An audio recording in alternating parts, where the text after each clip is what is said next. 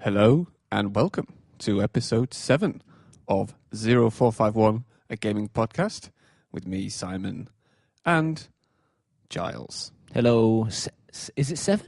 It is 7. We were actually discussing this just now. Yeah. Wait, is it 7? Is it 7? Is that I hope it's 7. I think that's the number. That's the point where you get to where you go like, it's been too many now. Too many? Not never too many. I'm worried when we get into double digits, we're just going to have to be like, the latest, because no one's going to remember what the number. latest episode. Episode 7. 7. Yes. Cool. How are you? I am fine. Very well. Good. I want to talk about games. Well, that's handy. Although, I was a bit worried that I hadn't actually been playing much games recently. But in the last few days, I've sort of made up for it. Got something, as in like stuff that I haven't already talked about on the podcast. Well, I mean, we are recording a day late, but that shouldn't affect our upload day. But that's giving you an extra day to game, right? Yeah, So- yeah. But I have been playing a few things, which has been good. So, I forget whose turn it is to go first. I have no idea. I think it may be mine. Yeah, you go first. It's fine. Maybe mine. What have you been playing, Simon? Well, I've been playing. I'm going to get to stuff that's not so obvious first. I have been playing American Truck Simulator. What?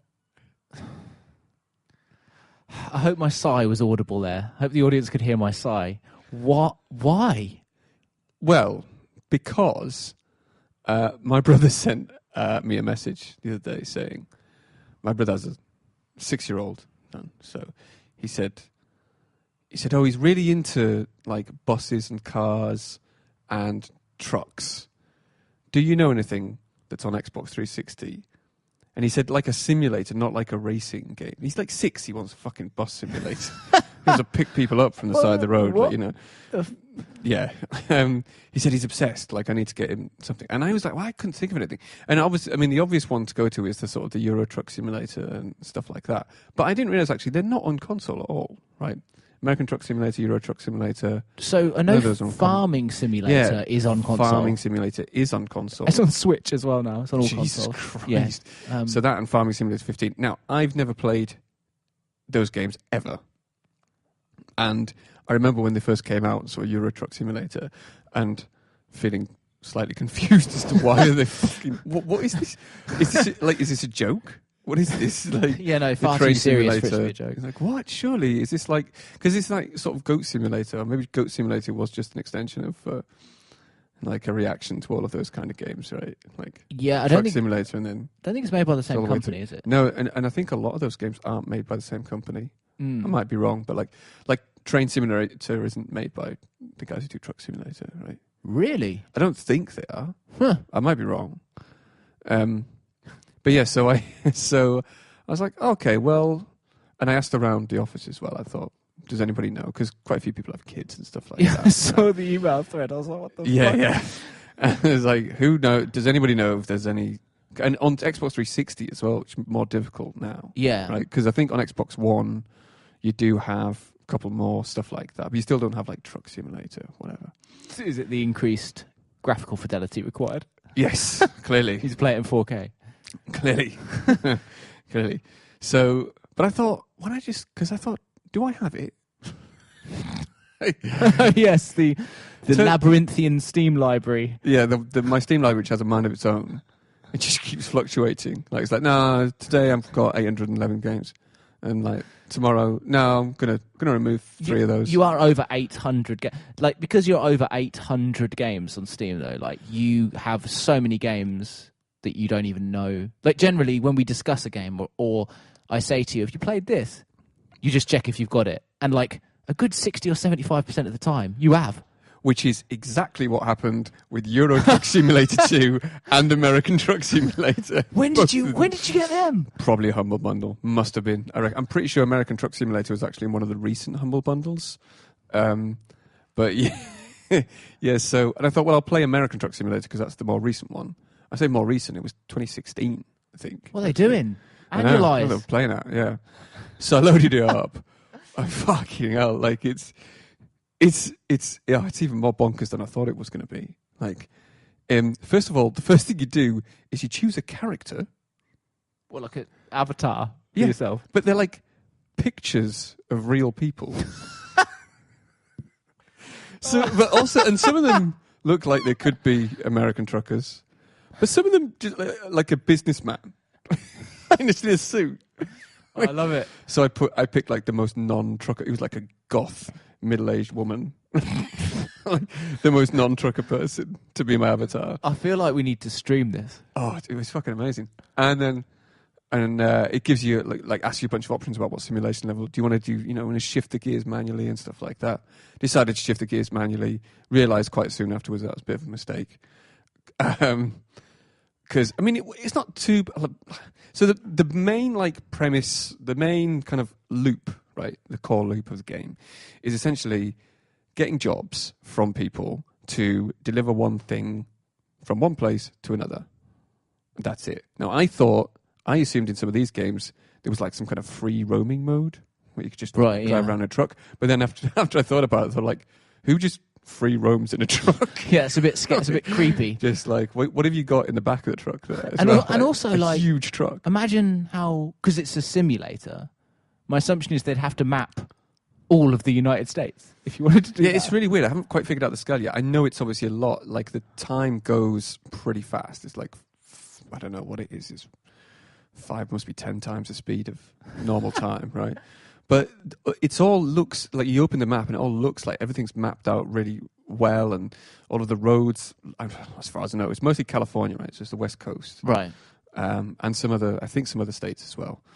And it always looks like they've got all the proper names for all the roads and all that kind of thing, and it looks all very authentic, right? Is what I'm trying to say, right?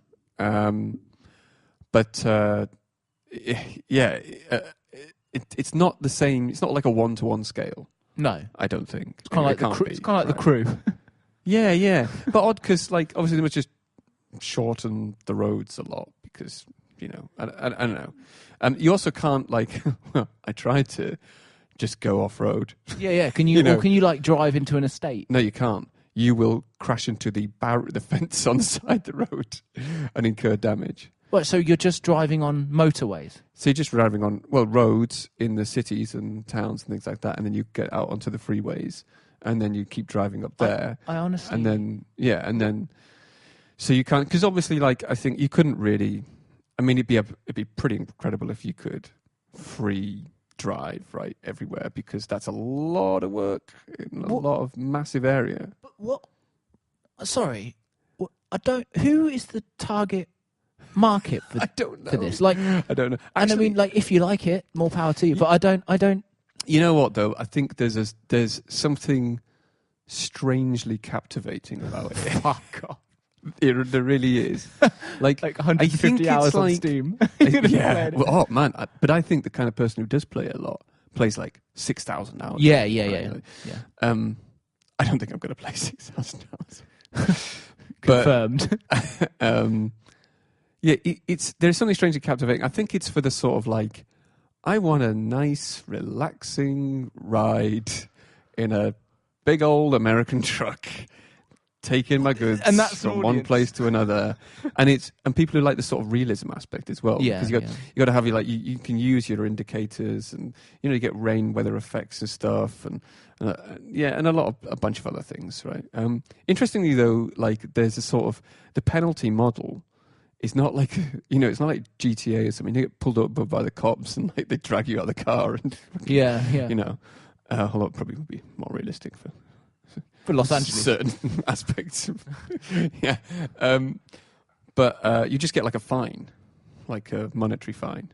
It just pops up and it goes, "You've got a fine for you were speeding. You got a fine. You crashed into a police car while moving. There's a small fine. You killed 25 school children. Yeah." There's a fine. There are no people in it, by the way, as far as I can see. Of course there are no people. Like, what I don't understand is, right, so... apart from the drivers. It's a strange thing to want to simulate, because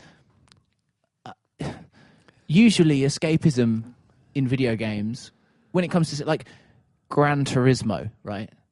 It's like simulating being a racing driver. Yeah. albeit you can It's like a fantasy of something that you could is very maybe far removed from what you could possibly do or possibly be bothered to do very outside difficult, of your normal interests. Very difficult, and you might be racing in GT. GT has a lot of like smaller cars and cars that not all supercars and stuff like that. So you might be racing in a car that you might own yourself. You can race in a Fiat 500 if you want to, or whatever you want. But like you're still being a racing driver. But I don't understand what's the. Is there people that just really wanted to be a truck driver and just couldn't? I do. Yeah, I know. I do think it is weird, but I do think there's something. I mean, I've seen people streaming it, right? Yeah. And people who stream it, who stream a lot of other games as well. It's strange. Because it's popular. Because I don't begrudge anyone for liking any game. Like, that's fine, but I just don't understand. Yeah. I just don't understand it myself. You probably have to play it, but there is. I don't know. It's because it is very different, and I think it just came off the back of a lot of other simulators that started. The people who started to try and experiment with that kind of stuff. So, like Train Simulator, I think was a big one. But I think it maybe targets the sort of real, like in the 80s and 90s, who you'd call like the anoraks and like the sort of hardcore train nerds. Maybe that's the same for trucks. But then it sort of just propagated outwards, and then, and also wonder whether it's one of those games where it's like, it's sort of like there's a factor where it's like cool to like the really really nerdy thing that people do. Yeah, I think that's a small factor. I don't think that's a kind of like, my God, everyone's gonna Euro Truck Simulator hipster. Quick. The thing is, yeah, that's it. Yeah. The thing is, and maybe that's the same for truck driving. Like maybe there's like anoraks out there who know different kinds of loads and lorries and stuff, and it's really cool for them, and that's cool, man. But like, and the same with the Train Simulator and like Farming Simulator. From what I understand, it's like much more of a real simulator. Whereas if you wanted to run a farm and have gamey systems in there, then like I would always point you towards Harvest Moon or Stardew Valley. Yeah, the greatest. Sure. But I think people don't want. So there is people out there who are just like, oh, it's too cartoony and it's too like unrealistic and it's too like, they want that sort of. It's the same reason. Like, I mean, I think a lot of my PC, which I'm going to get onto actually later, stuff I'm talking about later, is a lot of my PC gaming youth was spent in simulators. So, but flight simulators, like combat flight simulators and stuff like that, which, like, it leads into the fantasy of stuff that you couldn't normally do, or stuff that's far removed from what what everyday people experience. Like, flying a fucking F-16 is not the same as driving a Volvo, right? No, but it's interesting as well because for me, the concept of flying at you say an F-16. Yeah. F-16 Falcon. It was always like it's cool, but it was always too much effort for me to learn those flight simulators. Like you play it. I almost wanted it to be more of a video game. Do you see what I'm saying? I almost wanted it to be more like Ace Combat, so I could feel like I was in command. Because if you actually play a flight simulator, it's fucking hard. Yeah. Like, no, you've got to really if you play something like DCS, right, which is, I think it's Digital Combat Simulator or something it stands for, something like that.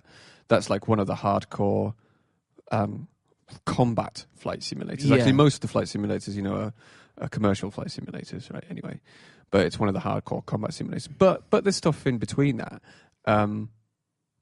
and there is stuff, or at least there used to be stuff, a lot more stuff that was in the middle of the road. I think now there is less stuff that's the middle of the road in terms of simulators, and there's more stuff it's either arcade or it's simulation. Yeah. Right? To an extent, if you look at like flight, I think it's different now when you've got like stuff like Elite Dangerous, which is obviously it's fictional because it's space, but it has a few extra systems in there in the simulation model that makes it in the middle. That makes it kind of in the middle there. Even though it's fictional, but it's like enough systems for you to. Whereas fucking DCS, if you ever played that, because I got this like silly A10 Warthog stick here, and if you fly the A10 in it, which is obviously it's what it's meant for, there are 10 tutorials for it. Each tutorial is probably about half an hour long. Think about the second tutorial. It's just about powering up the plane.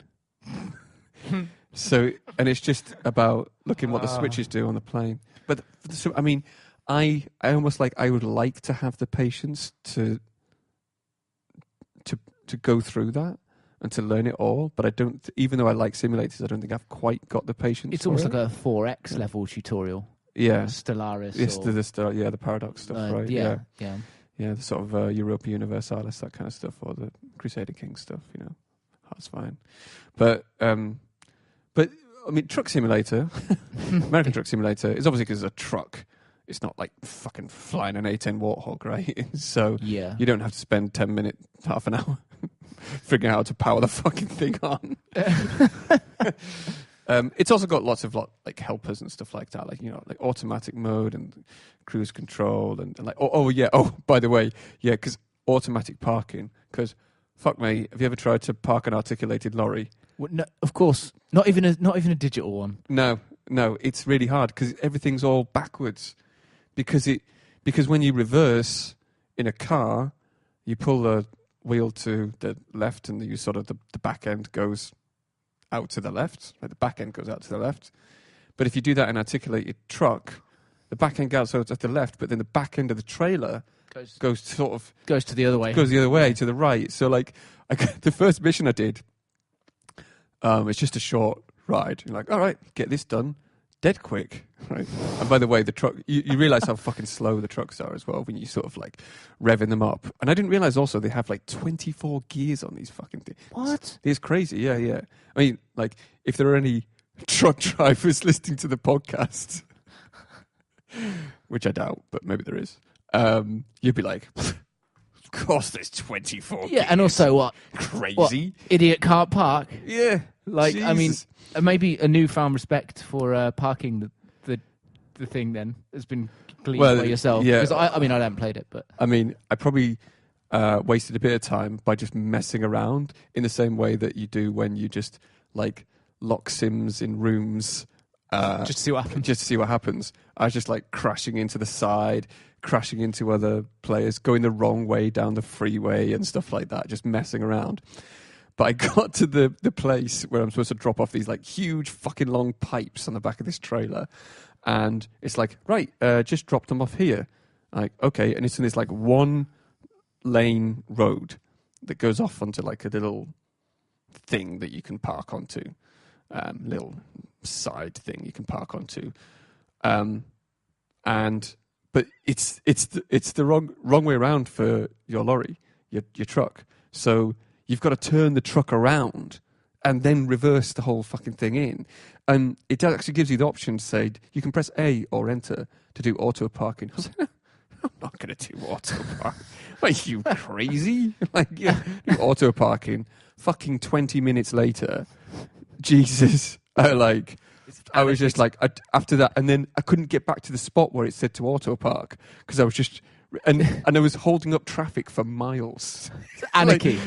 And I thought, oh, it's okay because they're not pissed off. But after about 10 minutes, they were fucking pissed off. Like they started honking their horns and stuff. Like, come on, get out the way. Well, they didn't say anything, right?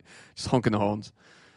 And eventually, I managed to fucking. It was like that scene in Austin Powers, with the little cart thing. So I played a bit more today as well, and. You're still playing it? Yeah, well, I only played it twice, really. I mean, I played it yesterday lunch and today lunch. It's pretty funny. And we're messing with the weather effects and stuff like that. Just put rain on all the time, despite you're in California. Not so much of a simulator now. Yeah. So, and then you kind of like longer hauls, you kind of go through the night as well, and then next morning you end up dropping off stuff. And yeah, it's all right, I suppose. Like, I'm not going to play it much, I don't think, but there's something about it that's, interesting. I don't think my 6-year-old nephew is going to be able to fucking play it. No, I mean, it's interesting that it even exists, I think. Yeah. And but also... I think once they gain traction, all of those simulators, then a load more of them came out. There's been a bunch of them, yeah. Although not since 2016. No. But no, it's interesting. I want to play. I am interested to play Train Simulator now, because have you got that? No. Give it time; it'll appear. Maybe, in your it'll Steam just appear. And you'll be like, "Oh man, we're not in Simon's Library. Why? It's like they're like Pokemon. Like a wild game has appeared. Yeah. But that leads me into some of the other stuff I was going to talk about, which is I've been playing quite a few old DOS games, retro games, recently. Because we've all been talking about retro games in the office and stuff, yes. retro arcade stuff. And I like playing through a bunch of old DOS games that had like lurking in a folder somewhere, which is really cool, actually. It's funny to go back and play some of that stuff. Some stuff that was kind of maybe some of the stuff that's like big back then, that the major games that most people have probably heard of, and then a couple that I played in the 90s that maybe slightly more obscure that you wouldn't necessarily have heard of. I was talking about simulators earlier, so I was playing LHX Attack Chopper from 1990. I bet that looks like shit. It fucking sounds like shit. Because it was using PC Speaker. Not, if you don't know what PC Speaker is, it's like, basically it's before dedicated sound cards, so it's just the bleep tone inside your PC that could be adjusted to various pitches, right? So like helicopter playing sound. a fucking helicopter sim with that, yeah. And I was like, I'm sure it doesn't sound like this. I'm sure it sounded better than this. Because I'm running it through a front end called Launchbox. Launchbox runs the DOSBox emulator, right? So you can run old DOS games in new Windows systems. So it's like Steam. Launchbox is like Steam for old games, right? So you can just load up all your old games in there, and it handles all the stuff for you to play. Isn't that what GOG does? Yeah, but you know what? I looked at GOG the other day, and I'm like, where the fuck are the old games on GOG? It's not. I think it's like old games, like late 90s. It's like mid to late 90s. I mean, even like, so, there was some stuff on there, and I was like, because I was like trying to browse all the old games on the store, and like, what? I mean, late 90s, yeah, that's fair enough, I suppose. But I think that's kind of as far back as they really get. Like, yeah, you can get like Fallout 1 on there. But yeah, I mean, the rest is kind of like what I'm talking about. I suppose it's kind of like abandonware, right? Essentially. Yeah. That you just have to, if you haven't already got, you probably just find it. So you run it through that, and I realised I need to configure the games, but I don't think it really configured it properly. So it ran it on like EGA graphics, which was this old like 16 color graphics, so it's limited to a maximum of 16 colors. And the PC speaker, because I looked up YouTube's of videos of that game, and I was like, oh fuck, someone's running it on the proper graphics with the proper sound, like from a Sound Blaster card, like you used to use in the 90s. I was like, oh, that's fucking great. But it is actually, playing it again was like it was a really good example of something that was somewhere in the middle of simulations, where there was enough sort of, I don't know, for me anyway, there was enough arcade, constant action, fun, but enough other systems that you had to deal with in the chopper that you could, that made it somewhat more immersive. Like the systems add to the immersion, but the rest of it, the simplicity of it, and the enemies, the way they spawn, the way the missions are run, the way the missions are designed, kind of adds more to the fun of the game itself. So yeah, we kind of messed around with that, a bunch of other stuff, really. Played through played a little bit of some classics. I always played Dune 2, because Dune 2 is like one of the biggest games of that era. Yeah, you speak about that game a lot. I've never played it. Yeah, precursor to Command and Conquer. And it's like the first major RTS, that I would say that established those mechanics of modern RTSs. I mean, you can argue that there are plenty of RTSs before then, but I think Dune 2 was the one that really established those sort of resource gathering mechanics that made their way, and then sort of base building and building units from bases, from like base buildings, that kind of thing. So yeah, being kind of like it's just really interesting to go back and see older games that have mechanics, like good mechanics that are quite unique, that you don't really see, that haven't really lasted, haven't lasted into new games nowadays. Yeah. And I'd like to see more of that. I think it's good to go back and revisit those games, especially if you're an independent game designer or developer, to just kind of explore some of that stuff and not focus on the last 10 years of gaming, right, for your inspiration. It's difficult when the technology moves so fast and then becomes established.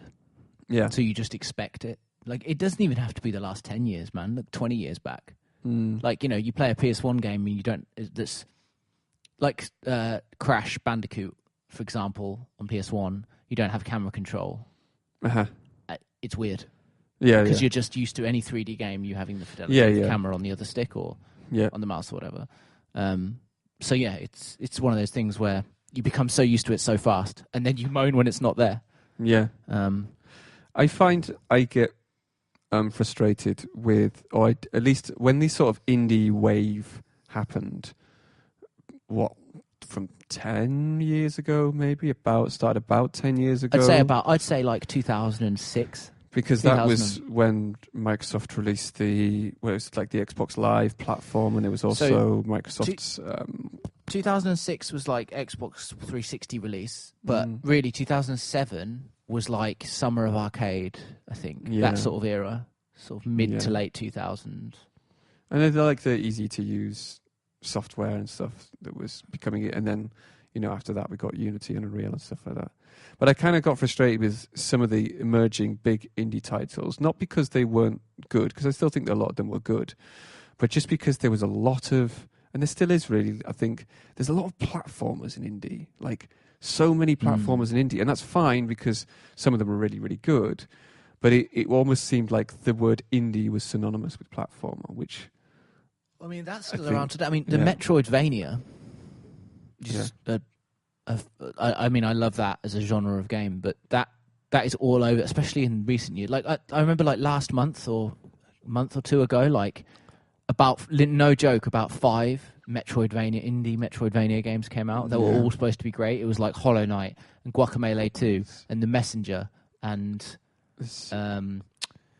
when was this? Sorry, like a month or two ago. Okay. There's another when one did Dead Cells come out? Dead Cells, that's another one. And there's also one called Death. Oh, what's it called? There was like 5 or 6. I can't remember what it's called. And they all came out like within a month of each other. Yeah, I think roguelikes had their time as well a few years back. And Dead Cells, I guess, is half and half. But like just a bunch of them all dropped. You get these genres that get focused on in indie games sometimes. Yeah. A couple of years ago, it was like I hate calling them this, but like the walking simulator. Yeah, that kind of Rapture, Vanishing of Ethan Carter. Yep. Gone Home. And they stemmed from stuff like Tacoma. Dear Esther. Dear Esther, yeah. Soma, another one. Yeah. And I really like those games. I think they're really good. But like, there was just a bunch of them. Just all at once. Just a bunch of them. It's kind of saturation. Right? So, I'd really like to see some, I don't know. But yeah, I still like those games. It's just, I'd like to see, I don't know, something more, something fresh, something that feels, I mean, you always need familiarity, but yeah, I don't know. Yeah. I've also been playing certain game about assassinating people. The obligatory Hitman chat. Yes. That I think we should make a feature of every episode. I don't know how many times we've spoken about Hitman, but I think it's still relevant, especially recently. Well, this ties into one of our news stories later on, which I might as well just talk about now because it's intrinsic to your. But obviously, Sean Bean is upon us. He's arrived. So he's the elusive target, and I think he's available on the day of recording this. I think he's available for another 9 days. Yeah, so well, it might be 10, but 9 whatever. or 10. It's going to be less by the time you hear this. So yeah. I'll try to get up tomorrow or something, the podcast. And I mean, but by the time you hear, I think the point is he probably won't have gone by the time you hear this. So if you haven't taken him out yet, and somehow you weren't aware. He's available now. But yes, sorry. You've been playing Hitman 2. Yes. But mainly in training for. Well, I was. I mean, last night. So last night I played the elusive target, Sean Bean, aka Mark Faber, as he's known in the game. But yeah, I was in training a bit, which was useful, actually. Went through another challenge in the Miami level, because that's where Sean Bean is located. It's in the Miami. And also finished some other stuff in Hitman 2 as well. But yeah, so we played last night, and it's tense. So I saw your stream. It wasn't a failed attempt, but it was successful. Your successful attempt to take out Sean Bean, and it was fucking hilarious. Like, it started so well. Yeah. And then in the middle it got kind of a little bit, you kind of got a little bit like unsure. You kind of milled about, bogged down in the middle. And then what an ending. Yeah. What an ending. Just worth it. Just worth it for the end. Sorry, I'll let you explain. So, yeah, for those who don't know, the elusive target is only available within a certain time. So it was available for 12 days, I think, in total. At the moment, it's down to 10. When those days are up, that's it. You can't attempt. 14 days, by the way. 14, sorry. Okay, I was 14 Sometimes days. they're longer, sometimes they're a month, whatever. But Sean Bean's 14 days. 2 weeks. And if you don't attempt that mission, then it's going to be gone anyway. You have one shot at attempting it. And if you die, you cannot retry the mission. If he escapes? If he escapes, yeah, you can't retry the mission. And once you've completed an objective of any kind, you can't retry the mission either. Now you can't save it. Well, now I'd forgotten, there's a few things. I'd forgotten that you can actually restart the mission in the menu, but before you've completed an objective. Any objective, yeah. Which is what I potentially could have done in my run-through. Whatever, you'll know when I talk about it. But then we wouldn't have the wonderful ending. We wouldn't have the wonderful ending.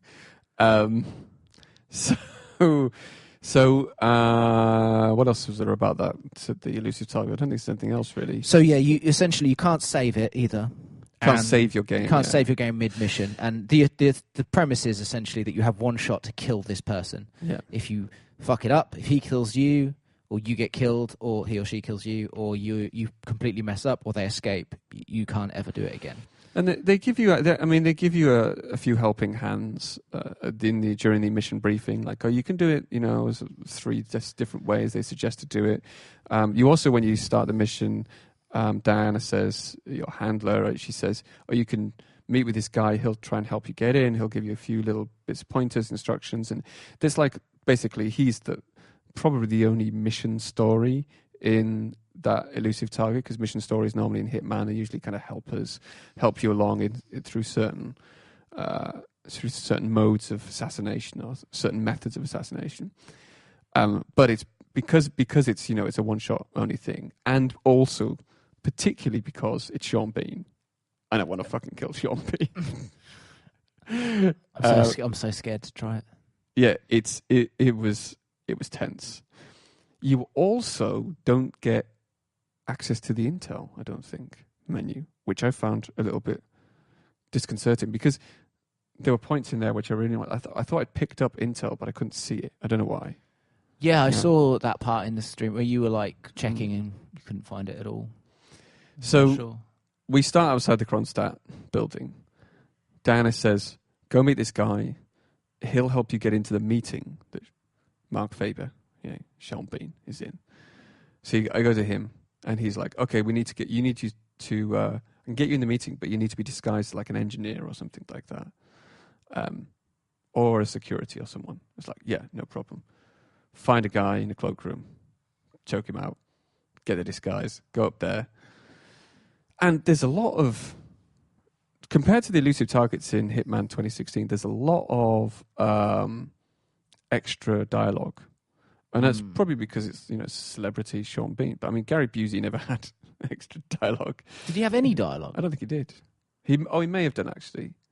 but like odd lines that you would just hear because he'd just be walking in a loop, right, around Sapienza. He may have had dialogue, actually. I can't remember. Yeah, with Sean Bean, there's like whole scenes. There's a whole scene. It's all like almost like cinematic, different right? dialogue. Which is very, very different from what I think they've done before. Yeah.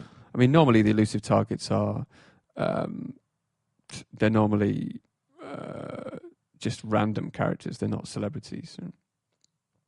But Sean Bean has this. You go into the meeting room and he's talking about the premise of the story behind this assassination is that Sean Bean is a former MI5 agent turned assassin, and he's talking about his next target in this meeting room. Can I just say as well, it's brilliantly written because, well, it's well written because inside the confines of the story, the idea is that he's been pronounced dead from assassination attempts over 25 times. Yeah. But it always turns out that he's not dead. Yeah. Hence why it's called The Undying. Assassination attempts by the ICA, the guys, your organisation.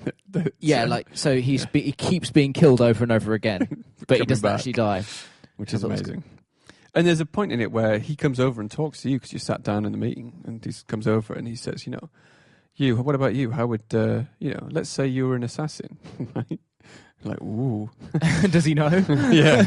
Let's say you were an assassin, you wanted to kill me here in this, how would you do it? And you look around and you can sort of, it gives you little prompts. You can press activate a button on to tell him how you would kill him. So you look at a kitchen knife or whatever and you tell him, I'd grab the knife and I'd kill you that way. So then he's like, oh yeah, that's bold but risky because, you'd have to get out of the room and that kind of thing. Or I'd push you off the balcony. And they're almost like little hints of how you would actually kill him in that level. But at that point, I'm kind of wondering, like, how, because I didn't know, does this all happening in the meeting room? And I thought maybe, do I have a time limit? Turns out you really don't have a time limit once you're in there. The window of opportunity that they mention in Hitman 2 is really the amount of days that expire until that mission becomes unavailable. Yeah. I think but it's not clear. Yeah, there is a small time limit when you go meet the guy who gets you into the meeting room because he's like, hurry up, I need for you to get into the conference room soon. Yeah. But I didn't want to risk, obviously, like taking my time with him. So, okay, like follow him around to the security room and everything. He's having meetings with all these other scientists about these military-grade weapons, and then he does his little walking loop around. He says, I'm going to go back to my office, and then he comes back to this lab where he's inspecting all of this military-grade gear, so androids and bombs and stuff. And I wasn't really quite paying much attention, so to the storyline because I was also on stream and I was talking to somebody else who was chatting to me, and but I managed to disguise myself as the head scientist doctor, and it was kind of at this point I think because you've seen the video where I just sort of get it, the trail goes a bit cold and I'm not quite sure what to do. There's lots of stuff around there, gets bogged down. You don't even know what you're doing, to interact with. But so I take out one scientist to take him out of the picture, so the room has less people in it to see any kind of assassination attempt. But Sean Bean always comes back into that lab with his bodyguard, and his bodyguard's always facing him. And I was like, well, how the hell do I get rid of this guy and the scientist and not be seen? And it's because it's an elusive target. I can't save and reload. It's really, really tense. So I'm just kind of like wandering around thinking, how am I going to do this? And then at one point, he walks through the lab door into another room, and I thought, he's going there on his own. That's brilliant. Follow him into the room, close the door behind him. I thought, this is my chance. Fuck it, this is an opportunity. Because by then, I've been like wandering around for like 20 minutes. Fuck it, I'll do it. So, subdued him, which I don't know why I subdued. Yeah, why didn't you just snap his neck? I don't know why did you shoot him in the head? Or right? Snap his neck, because you can snap that when you've got him grabbed. Yeah, when I've got him grabbed, you snap his neck. But I think it was probably just panic. Subdued him, so knock him unconscious.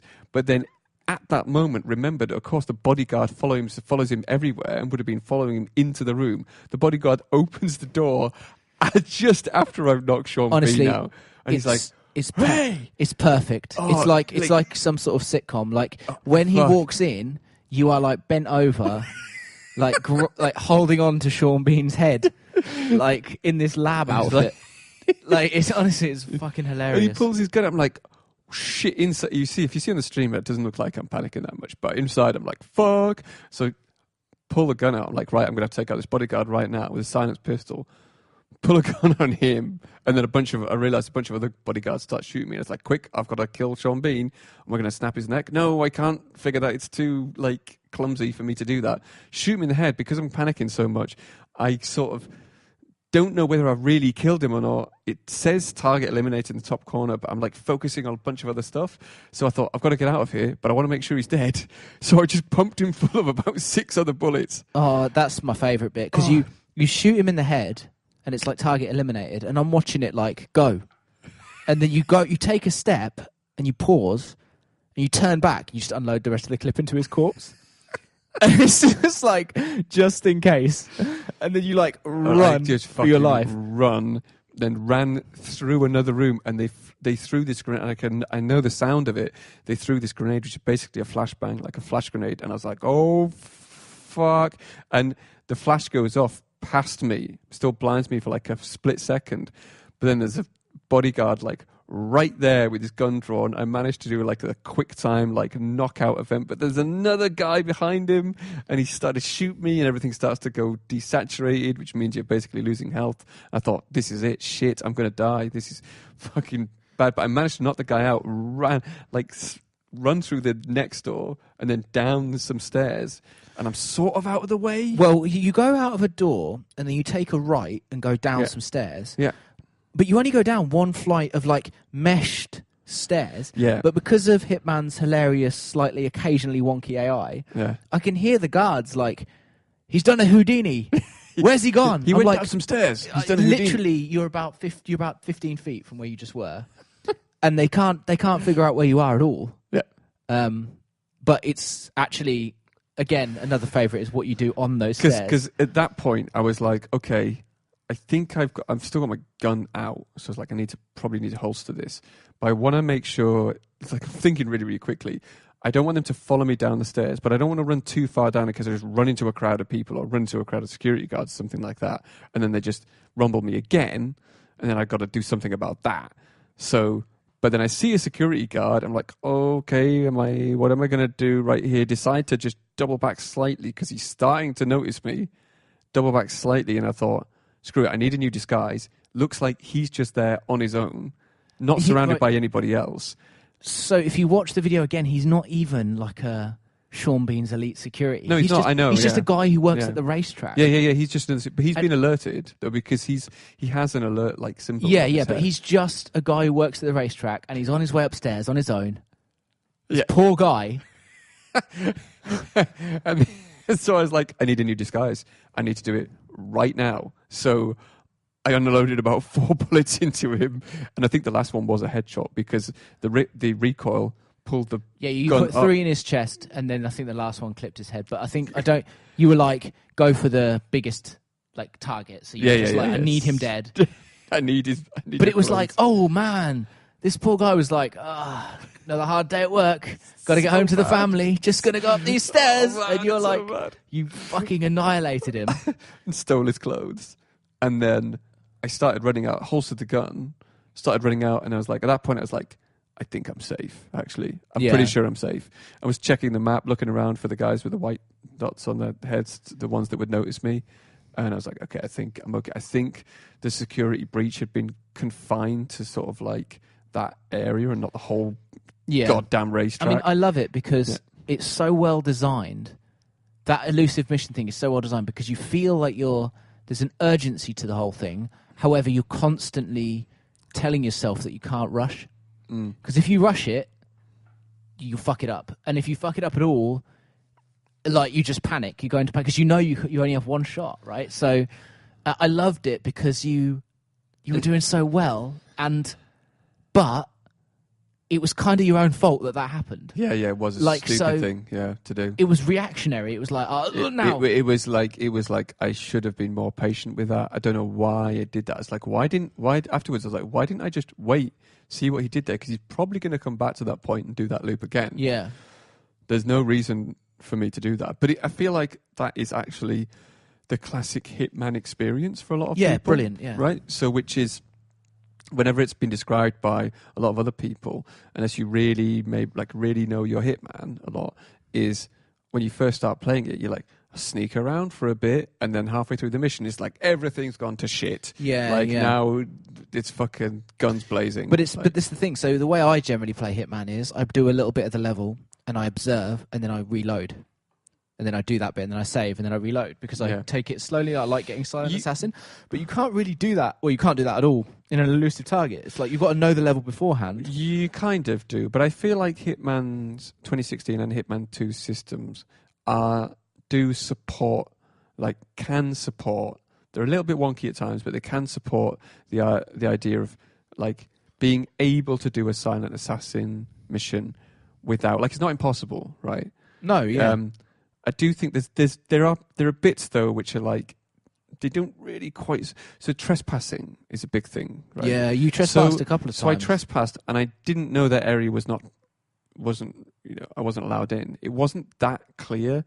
There was a security room where Sean Bean's talking to the lab technician. The lab is next door to it with the doors wide open. Not that should make much of a difference, but I'm stood in an engineer suit, and I'm like, well, I'm an engineer. And I start walking into that room. It's like, oh, wait, you're trespassing. And then I have to kind of run back out in a way. And it doesn't really, they won't try and sort of gun you down or anything if you trespass. But I do think it counts against your silent assassin rating. You lose points, and also it gains suspicion.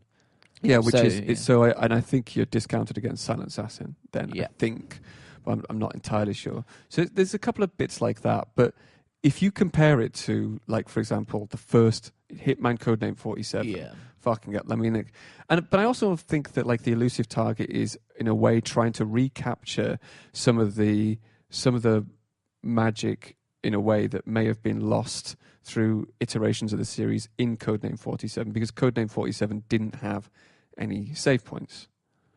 Within the mission. Also, it got to a point where it was also a limitation of the engine and the technology, I think, because it gets to a point where in Blood Money, where there are 5 or 6 very definite ways of doing the mission, if that, with a Silent Assassin rating. Usually there's 1 or 2. To get Silent Assassin, you do it this way. Yeah. Whereas you can do it any old way in 2016 and 2. You can there's a multitude of ways you can get Silent Assassin rating. Uh-huh. But in Blood Money, the system isn't like that. It's not so, it's not so diverse. There's not as many characters. The areas aren't as big. There's not as many opportunities. Yeah. The AI isn't as good for your target. So I think that it kind of got lost because they wanted to go for this, open idea, essentially what 2016 brought to the table, this true approach it however you want, but because of the system they couldn't, so they had to remove things like you were saying from the first one, which they've sort of brought back in with the elusive targets and stuff. No, I think that's pretty fair. It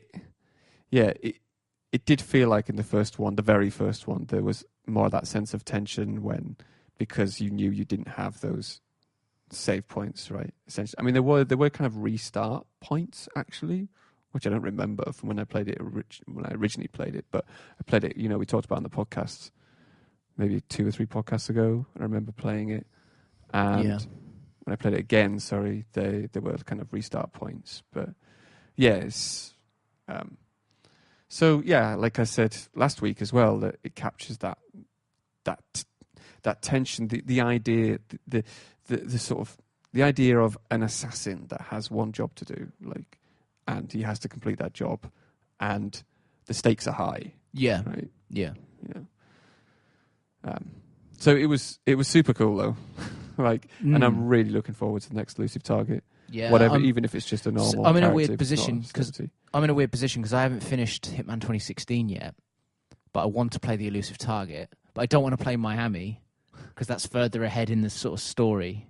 Yes. You see what I mean? So I'm probably just going to jump into the elusive target as is without trading it all. Yeah. And see what happens. I've probably seen some footage on it anyway already. I've seen your stream and I've seen a few other streams. That's probably good because that gives you enough sort of, enough to go on, I suppose. Yeah. We should probably talk about what you've been playing as well. Like an hour for you fucking Euro Truck Simulator for an hour. So since we last spoke, I platinumed Vampire. Oh, that was a labour of love, really, because it was like I've spoken about it at length on the podcast before, and it's flawed and it's got horrendous bugs and is clearly not cost tons to make, but it's got some fantastic ideas and it's got some great systems and some great writing and some great voice acting. So, and I beat it. And I remember last time we spoke, I said that it just one of the trophies had bugged out and it just said someone was dead when they weren't. Oh yeah. Then you had to. Yeah, so I thought I was going to have to do another playthrough, but then I beat the game, and when I beat the game, it gave me that trophy. Oh, really? So it was obviously the UI that was bugged, telling me, or the menus that were bugged, telling me that he was dead when he wasn't. Yeah, that's weird. But he disappeared. I couldn't find him on the map either, so I have no fucking idea why. Well, at least you got it. But I got the trophy, so I was like, okay. So I did the collectibles, and they took forever. Yeah, it wasn't a hard platinum in terms of skill required, but it was a bit laborious by the end. But I platinumed it. It was good. It was a good game.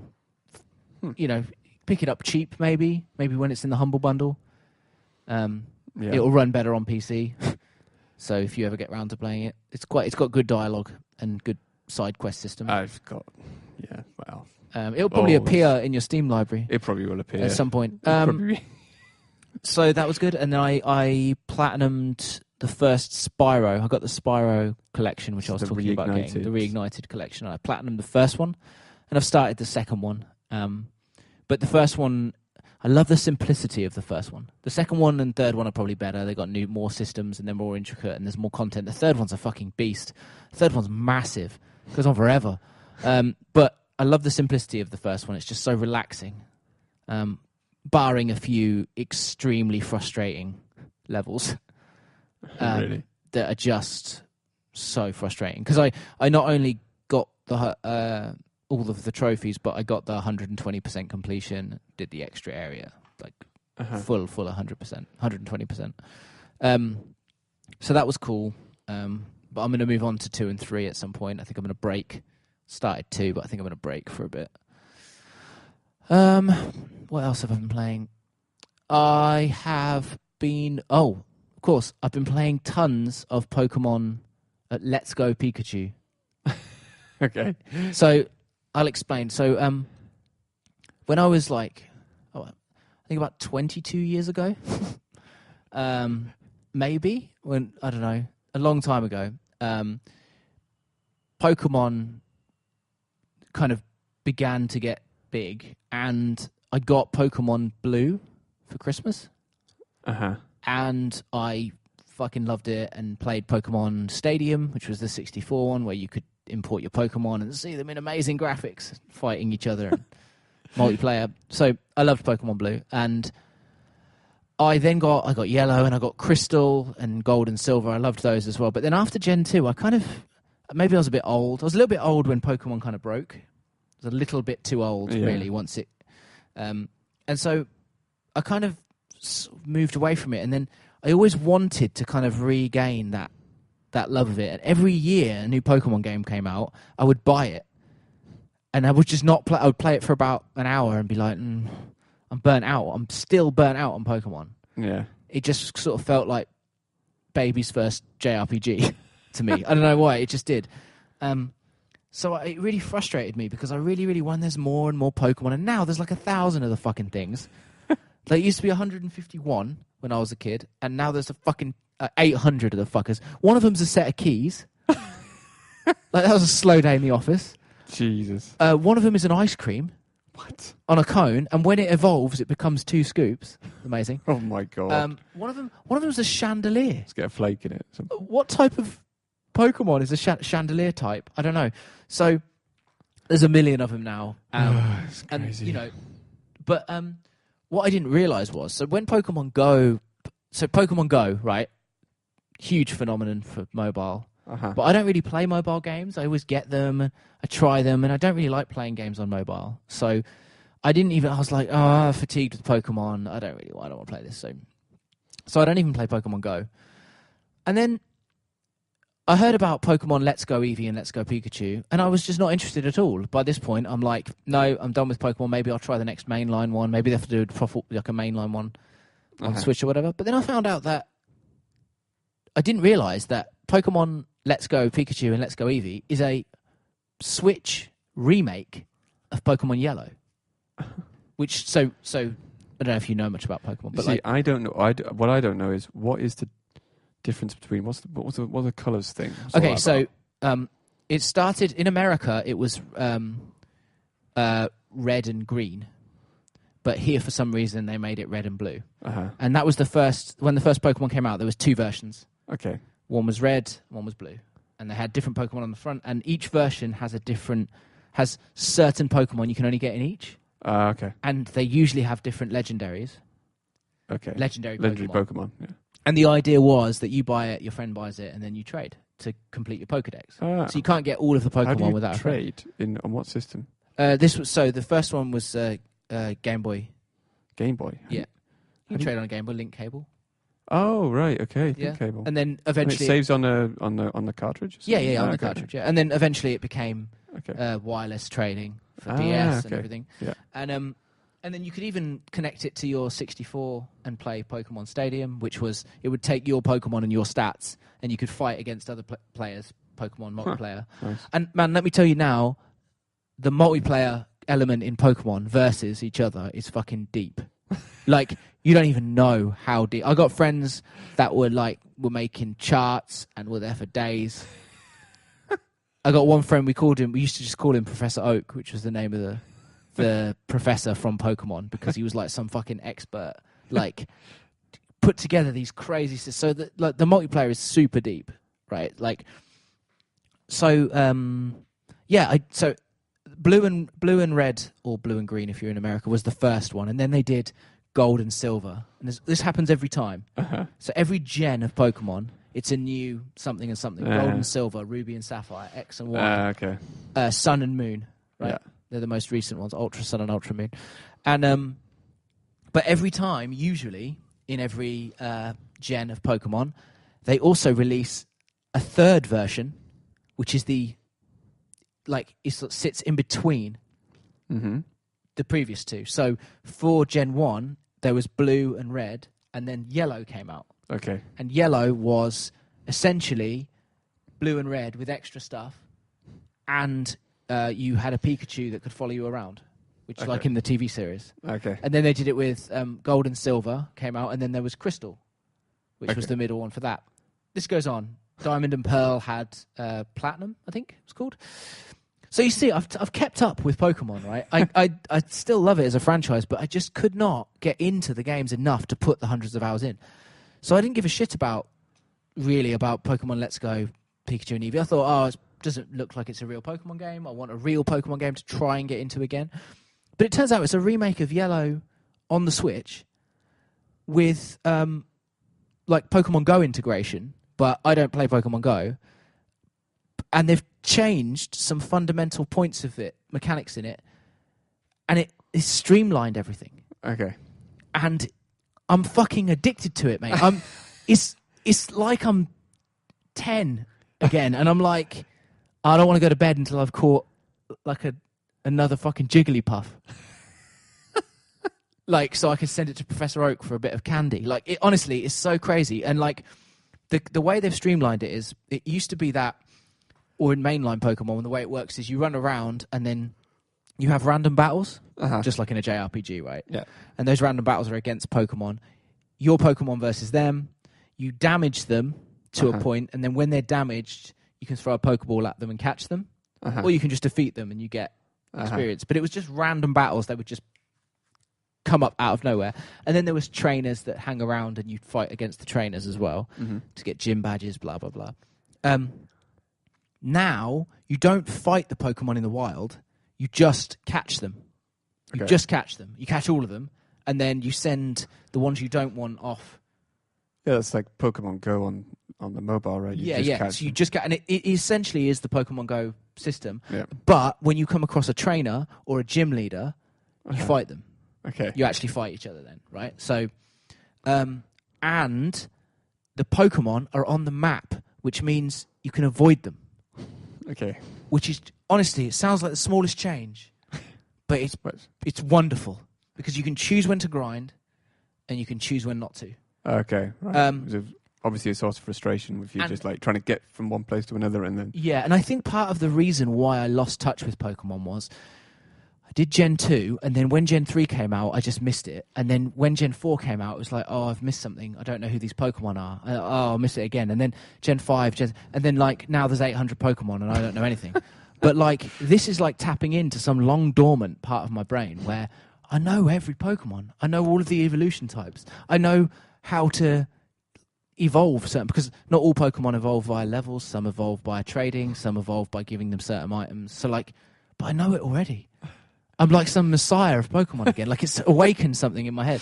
And man, I bought the fucking special edition with the Pokeball. I was going to say, yeah, you got the Pokeball. Yeah, I've got the Pokeball, but I tend to play it handheld more than on the TV. But the Pokeball's great, especially so you can put your Pokemon in it and take it for a walk and it gets experience. So if you keep it on you, it levels up. And also it has really good Pokemon Go integration.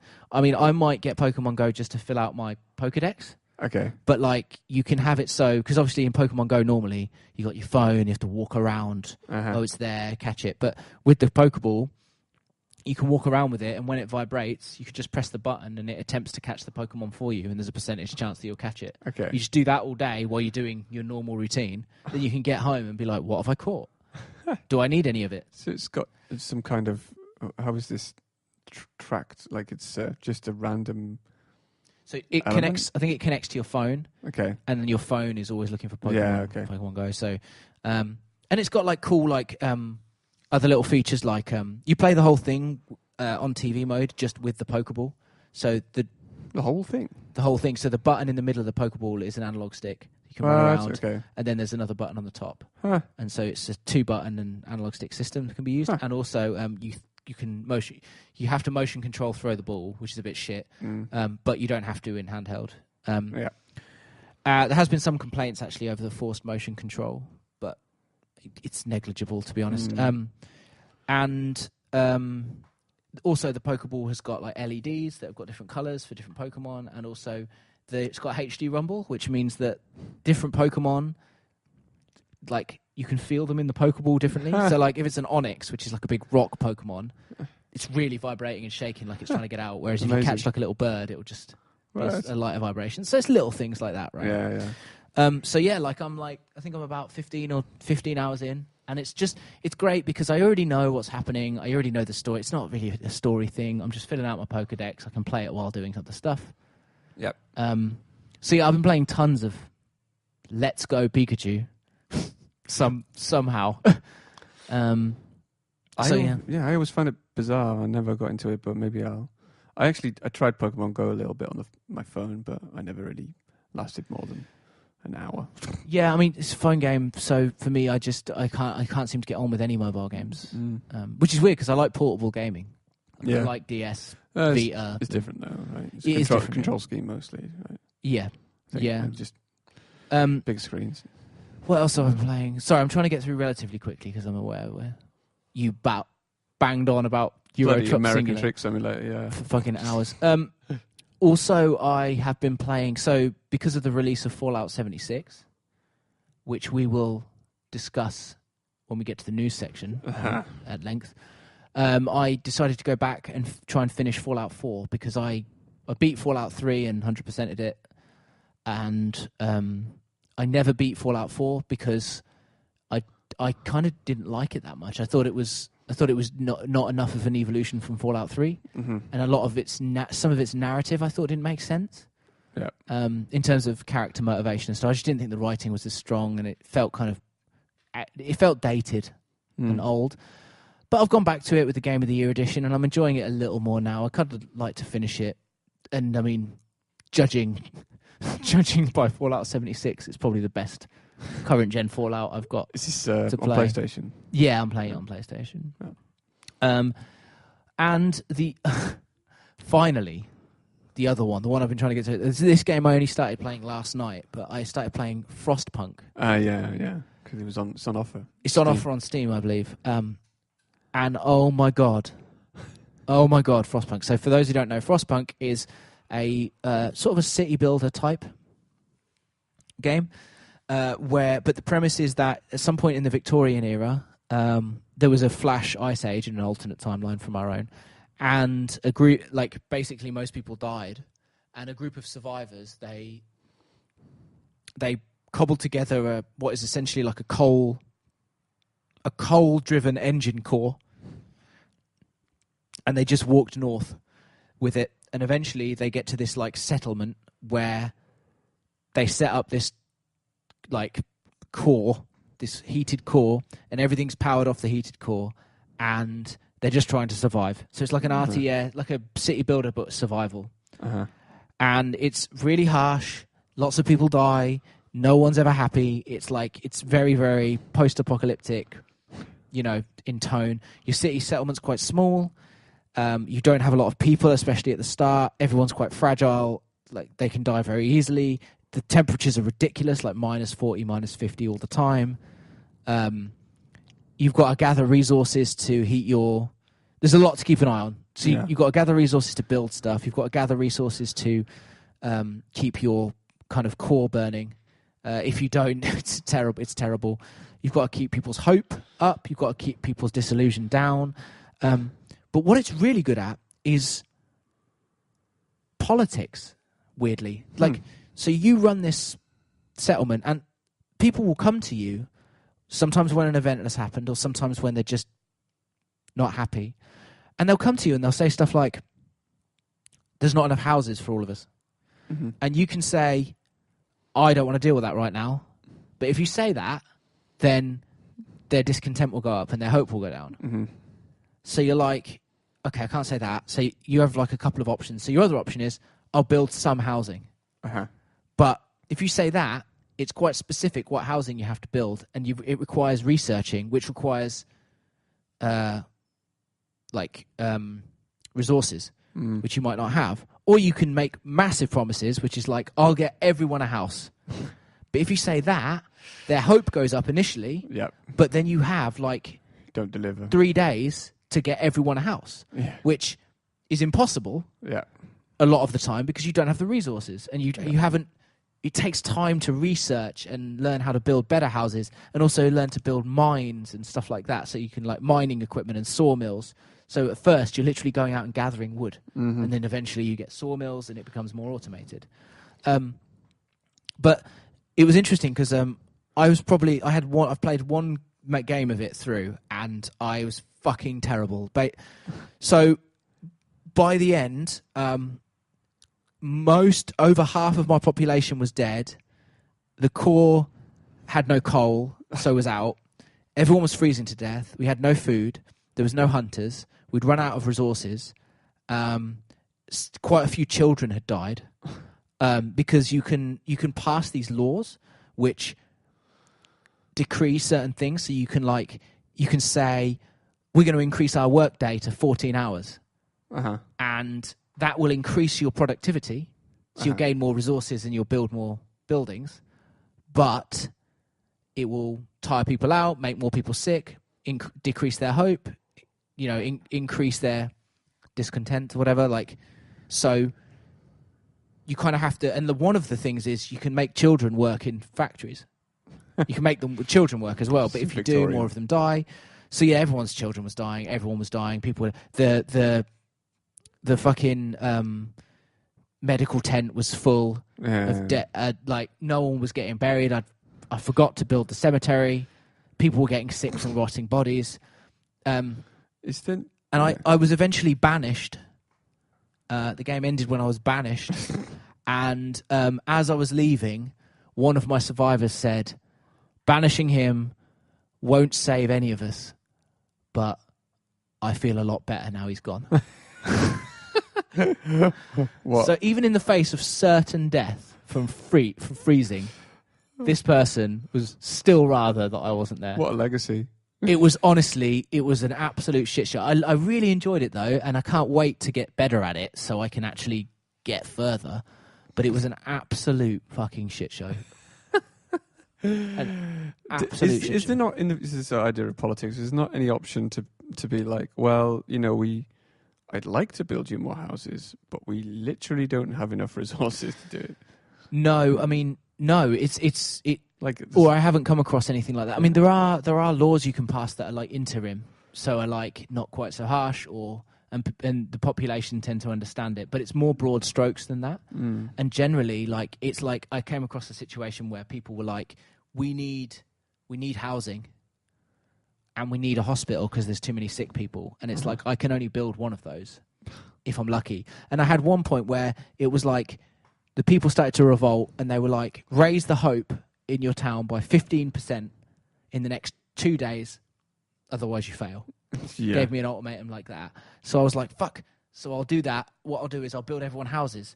So I increased work productivity. I put everyone on 14-hour shifts. No, I put everyone working overnight.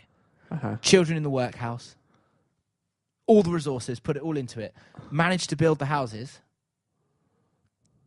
But I'd taken my eye off the ball because a lot of the people who were gathering coal were then building houses. So then I built the houses. I got the 15%. Bam, you're saved. And then all of a sudden, literally literally an hour in game, so like seconds after I'd done it, it was like several people have died. You've run out of coal. Diseases are being caught from dead bodies. There's no hunters. We've run out of food. And my core went out. And it was like, and there's a flash weather storm coming. So it was like, and so my meters went up and then down, and that was it. It was done. What's the end goal then, essentially? So this is one. I guess I can mention this now. One of our news stories this week is that they've recently added an endless mode. So there's 2 modes. There's a story mode essentially, and in the story mode, the idea is that you get separated when you're on your way to the where you set up the core, and so the idea is you have to build a scouting balloon. Which I've done, you do really early on, and then you can start scouting the area and you can send people. And the idea, I think, is to find survivors, build a society, and then you'll get kind of drip-fed story on top of that, and new goals, new objectives. But is there a victory state? I have no idea. Yeah. I'm guessing there is because they've added endless mode. Yeah. So, sure. Yeah, I think there is. I think eventually if you find all of the survivors and I don't know what the victory, maybe it's build some sort of, vehicle that gets you out of there, or build some self-sustaining energy source way down the skill tree, maybe, just to finish the game. I'm sure there is. I don't know what that is. But this endless mode has now allowed it to become basically a city builder where you can just maintain. Yeah. Which is quite cool. It sounds like a city builder in miniature, though, almost. It's brilliant, actually, because it's small. Like it's reduced to some... It's very small. Essential components. But it's very small, even physically, but it's very small, and that's brilliant because it makes you think about all your decisions. Because you never have a lot of resources to play with, you never have a lot of room, and it's literally done. So you can click an option, and it goes into infrared to show you heat signatures, to show you how warm certain areas are. Okay. And the idea is the core, while it powers everything, also has a diameter of warmth. And you have to build the buildings within that area. It has like an area of warmth. And if you build them outside of that area, people start getting colder more often and people die. And you can, as you level up and research, you can increase the area of warmth. Okay. But like, there's actually a physical side to it, so you can't build too far out too quickly. You have to really make sure you.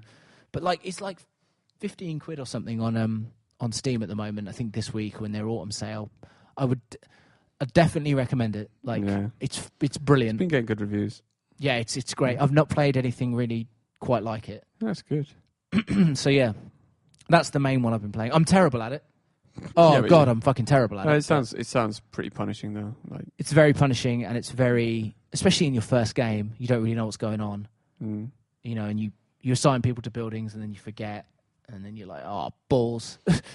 But yeah, it's a great game, man. It's really good, really good. So yeah, I definitely recommend that. So, have you been playing anything else?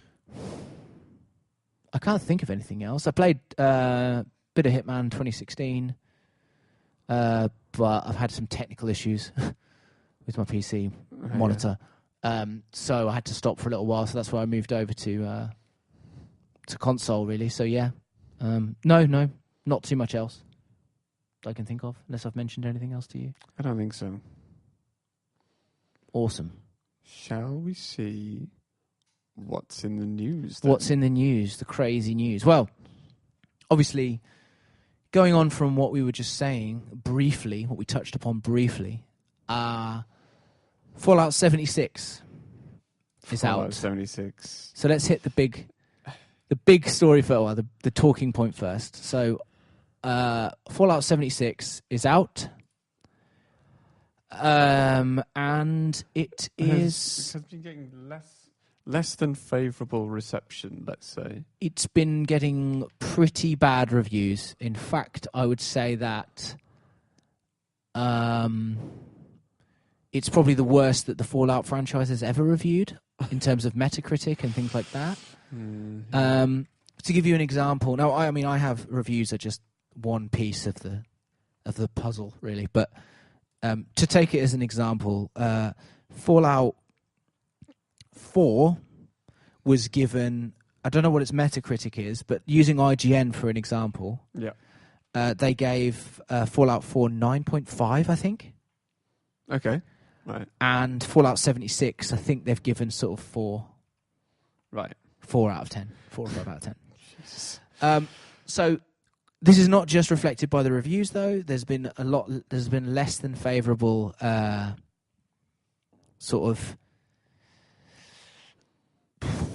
fallout from the game's release. A lot of regular players, a lot of outcry on Twitter, a lot of YouTube, influencers not happy. A lot of big Bethesda fans not happy, and also its sales have suffered because of this. What's the main reason for them not being? So essentially, the game has no human NPCs in it at all. Every human you meet is another person. Mm-hmm. But from what I understand, there's only sort of 20 people per server, and the map's fucking huge. Yeah. So you probably won't meet anyone unless you've got friends to play it with. Yeah. Apparently, this gives it a sort of hollow feel. Okay. So you're only ever getting quests from holotapes or terminals or notes, of course. Right, and they're all people who are already dead, and they're dead before you finish the quest for them. So it's not that interesting because you just... And the quest design, from what I understand, is very fetch questy. Mm-hmm. So it's just go and do that, and it becomes laborious and monotonous quickly. The combat in Fallout has never been great. No. So it hasn't got that going for it. Yeah.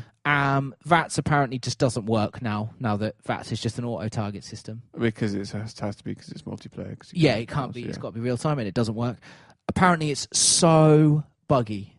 Now, as an illustration, they released one patch since the game came out, and the patch was 50 gig, and it added 50 gig, and it added no new content. It's an entire game. It's just fixes. That's all it is from what I understand. So that's crazy. People have covered it. There's lots of good reviews out there. But essentially, it feels, rather than feeling like a atmospheric wasteland, it just feels like a hollow mod in early access. Oh dear. That's boring. And even if you play with friends, it's boring. Wow. So I hear. It sold 82% less at retail in the UK than Fallout 4 did, and was comfortably outsold by the Spyro collection. Oh man! Now, not saying the Spyro collection wasn't going to sell well, but you would expect Fallout to sell more than Spyro. A lot more. And this is also illustrated by the fact that it's been reduced heavily. Now, you could attribute it a little bit to Black Friday. But other games that came out last week have not been reduced in Black Friday. And you can pick up 5. You can pick up Fallout for 35 quid already, 30 quid already. £30 on. I've seen it in 25 somewhere. Really? Yeah, I'm sure it is. PC you can pick it up for 30. I know that on Humble Bundle at the moment. Well, for another maybe 3 days or so. It's 35 on the PlayStation Network already, which never happens that quickly. On the PlayStation Network as well, that quickly downloadable. So it's been reduced, obviously, because it's not. But we're still going to get it. sort of morbidly curious. Right? I feel like we can't speak with too much authority about how bad it is. No, until we've played it, of course. But from what I understand, it's. I can sort of see what they were going for. Because imagine a Fallout where every NPC you come across is another person, and they just want to be a shop owner, or kind of creating an ecosystem. Yeah. But that's not really what's happened, Yeah. and it's because of some of the design choices. It feels to me, one, like it needed more time, especially if it's as buggy as people say, because some of the bugs are ridiculous, like ridiculous game-breaking bugs, and also they you get disconnected from the server a lot. Apparently, the servers aren't very stable. Okay. So there's that, and apparently the game doesn't look very good either. Oh, really? It's got a new lighting engine, but other than that, it looks worse than Fallout 4 in a lot of places, apparently. But I just think that it doesn't really know what it wants to be. It's sort of not. It's rubbish single player because it's not. It doesn't have the good writing and the stories and the interesting lore that Fallout has. Like Fallout 4, right? I'm not a bit. Like I said earlier, I didn't love it. But like I'm doing the Far Harbor DLC at the moment, and in Far Harbor there's a cult that worship radioactive fog as a deity. Now that's an interesting concept. That's an interesting way of taking the post-apocalyptic nuclear wasteland. Can you imagine if that was just a terminal? Right. Yeah. Like with just no. Yeah. Just that's it. Yeah. So. It doesn't have that, but it also doesn't have like the big connectivity of something like Elder Scrolls Online, where there's loads of you online and you can all play together. Yeah, or not. yeah. Like But even in Elder Scrolls Online, they have NPC humanoids. Yeah, right? yeah, they do. They have loads of NPCs, and you can play Elder Scrolls Online solo. Yeah, you can solo the whole Well, it's thing. like a lot of MMOs, right? But because it bears a lot of resemblance to Skyrim, you can play it like it's Skyrim, but. Yeah, because I kind of when I first heard about the removal of like humanoids from Fallout 76, I understood it because I thought, well, kind of makes sense, I suppose, because you're only when you recognize a humanoid, you only want to recognize them as a player, but at the same time, I mean, after hearing you speak about it now, it makes a lot more sense. Or it doesn't make sense, I should say, that they're not in there. Yeah, I mean, right? it lacks any kind of, like, human element at all. Whereas, like, obviously you can meet other players, but there's no people left. Yeah. Like, everyone is dead. Yeah. And, like, there might be the odd super mutant that will talk to you, maybe. Yeah. Like, but there's no settlements, there's no people reacting, there's no seeing how it's changed society. It's just sort of a husk, from what I understand. And, like, the thing is, the worrying part is, from what I've looked into and from what people are saying, and again, we haven't played it, so pinch of salt, but it seems to me like, well, it seems to a lot of people that you can patch a lot of its problems in terms of its bugs, but there are fundamental design choices that you can't undo. And so even if the game ran perfectly and looked better, it would still be boring as fuck to play. Do you think you can draw any parallels between this and No Man's Sky's launch? That's a very interesting question. Yes. Especially as it relates to another news story. Yes, I can. The problem, the difference, though, I think, is that No Man's Sky, when it came out, was clearly a blank canvas.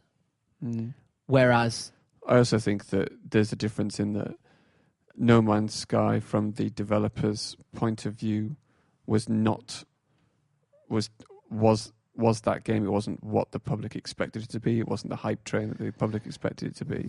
That misinformation and miscommunication that went on. Yeah, and there's to the point where the developers had to try and calm people down. Yeah, and had to tell them this is not this kind of game. There was an expectation with Fallout as well because it's an established franchise. There's that too, but there's lots of fans of. But what I mean is, like, No Man's Sky was lacking content, which is different to the content that's in there being shit. Yeah. So it sounds to me like there's lots to do in Fallout 76, and it's all boring. Whereas in No Man's Sky, there's nothing to do. You just do the same thing over and over again. Like when it launched, I know that's changed now with the next update. Yeah. I mean, I'd be very interested to see. I want it to succeed. I want it to be good. I was hype. I mean, you can listen back. Fallout. The first podcast I think we recorded, we were like, yeah, we're going to get it. It's going to be great. Yeah, yeah. We were hype. But I just don't know. I don't know. I mean, like I say, I'm morbidly curious. I reckon if we wait another couple of weeks, we can get it for £20. Yeah, it just keeps going down. Or actually, if you wait even longer, it'll just appear in your Steam library. No, wait. It's Bethesda launcher, isn't it? Yeah. Damn it. Bethesda launcher. Damn it. You're kryptonite. Still, it might come in a Humble Bundle, though, because they still do... It's on the sale on Humble, isn't it? Yeah, but I mean, later on, it might come in into a Humble Bundle or something like that. The problem... much later down the line, though. The problem you've got is, I don't know where they go from here, because if it's not popular and it's not populated, either they have to invest a lot more money and time, or it ends. Yeah, because it's multiplayer. They have to constantly pay for those servers to keep going. Yeah. It's maintained, right? Yeah. I feel like... I don't know. I feel like it was a bold move because Bethesda haven't really done like online in those universes before, specifically, like in that way. Do you know how the company that made it? So the Bethesda bought a studio that was making an MMO at the time, and they stopped making that MMO. I think it was called Battlecry or something, and they bought the studio and renamed them like Bethesda Texas or wherever. I can't remember where they're from. And then they put them on this. So while Bethesda has this strange sort of nebulous nature, it likes to say that all of its studios are making all of its games. If you've noticed this. So it'll say things like id are making Rage 2 when they're not. They're not. It's being made by Avalanche mainly, and id are kind of consulting or whatever. id Tech, but they're not making and so Bethesda like to do this. They like to go, we all of our studios help each other. Like Fallout New Vegas. It says that id and Bethesda Studios worked on Wolfenstein 2 and Wolfenstein, but really we know that's just machine games. Really. It's just using their tech. So, but yeah, from what I understand, the essentially the main developer was this new developer that was bought, and so it might be that it was too big an idea, made too quickly by too smaller and inexperienced developer, because they hadn't shipped anything before this. Yeah. I mean, I'm sure that maybe not inexperienced, maybe that's the wrong word, but like, you know what I mean? Like the idea is big and it came out very quickly. Yeah. It has a very asset flippy vibe. A lot of the assets are reused from Fallout 4. A lot of the systems are reused from Fallout 4. There's bugs that Bethesda have been aware of for 2 years in Fallout 4, 3 years, that have been copied over into Fallout 76, from what I understand. So, just I don't know. I don't know. I mean, I remember at E3, Bethesda was saying that this was the biggest game. Like they had the most people working on this, so maybe everyone jumped on board. But right, it doesn't matter. They need to now. But it doesn't matter, because even if it was a veteran studio, even if Bethesda's core team had made it, it would only potentially have been as good as Fallout 4, which was not good enough anyway. Fallout 4 felt old when it came out. Yeah. So yeah. Do you see what I mean? It came out after The Witcher 3. Yeah. And so open world games have evolved, and Fallout 4 feels like an iteration on Fallout 3, but it doesn't feel like it can stand shoulder to shoulder with Red Dead 2. Just systemically. Or The Witcher 3. And The Witcher 3 came out before it, and it's the same console generation as Red Dead. So it's not that step up. And so if you're dragging and dropping from that into this massively ambitious idea, I don't know. I just don't know whether it was always destined to fail. I don't know. They make some interesting decisions. They make some bold decisions sometimes. I wouldn't have naturally picked The Witcher and Red Dead as comparisons, but I can see where you're coming from. An open world RPG. Open world RPG. I don't know. I admire their bravery for going with like a multiplayer version of Fallout. Yeah. It's a bold idea. But and I wonder if it was a reaction to people constantly complaining about no multiplayer in Skyrim and Fallout and everything else. People making mods for it instead and that kind of thing. And I mean, like as always, it's always different on the development side. Yeah. The perception is spun and it's diluted and it's changed by PR. So we don't really know what it was like developing it, and we don't know whether they might be completely happy with it. Like, or it took a completely different turn at some point. Yeah, 6 it wasn't months ago. supposed to be that, or we don't know. And like, because of the way Bethesda does things, we don't even know how many of those devs from that studio that they bought actually even worked on this. Because they just say, "Oh, it's Bethesda, it's all of us doing all of it." Like, so we have no idea. We have no idea how, like... Yeah, like... And it's a kind of, it's annoying. I'm going to have to play it. I'm just going to have to, at some point... Yeah, me too. To really know, but... I wonder about it. When you sent me the video of the guy who tried to get the refund... Oh my God, yeah. Yeah, there's been some crazy videos. It was almost like I thought you were talking about in-game. No. It was... Yeah, a guy smashing up a GameStop because he couldn't get a refund for Fallout 76. But I mean, the show notes. There's actually been some crazy videos in-game of some of the bugs. And I mean, like, it's pretty funny when you disconnect from the server, for some reason your character just becomes naked, just strips down to his underwear, his or her underwear. Which setting off the 3 nukes that crashed the server. Oh yeah, that crashed the server. Yeah, I mean, there's huge bug. There's I found a 35-minute long bug video, just bug compilations from one player the day it came out. Now, obviously, some must have been from the beta, but still. Man, it's like they crossed the line too far. This time it's sort of leaped over the line. Oh, what, the bug, the whole Bethesda's been known now for... It doesn't feel to me like QA, because a lot of people love to blame QA, but I don't think... It feels to me like it's not QA's fault, it's that the project was not ready to even go to QA. Yeah. Like, it wasn't enough time. It's too much. So that's not just for polish, but also for... and QA, but also for development. It just feels like it wasn't ready. It's too much. It's also like organisation and technology as well. That goes with all of that stuff. It takes time. Like technology is a big one as well, really. And like being able to track stuff like that, profile and debug. Like it's... Yeah, and big games like that, big multiplayer games like that, they're not a very experienced studio, especially the studios that are supposed to have been working on this. They're not very experienced in MMO, Bethesda Studios, Bethesda GameWorks, whatever, the main one, the one that made Skyrim and working on Starfield. Bethesda Studios, I think. Bethesda Studios, yeah, ESO is made by ZeniMax, so. ZeniMax are the umbrella company, though, aren't they? That run ZeniMax Online. Okay, right. They are, yeah. So ZeniMax Media are the ones that are the... Yeah, so they own ZeniMax own, but like they're the umbrella company. But ZeniMax Online is a developer. Oh, okay. And they make Elder Scrolls Online. Yeah. So yeah, it's not even the same studio. Yeah. But I think what'll probably happen is we'll buy it in coming weeks, and then I'm really curious to see what happens with it in 6 months.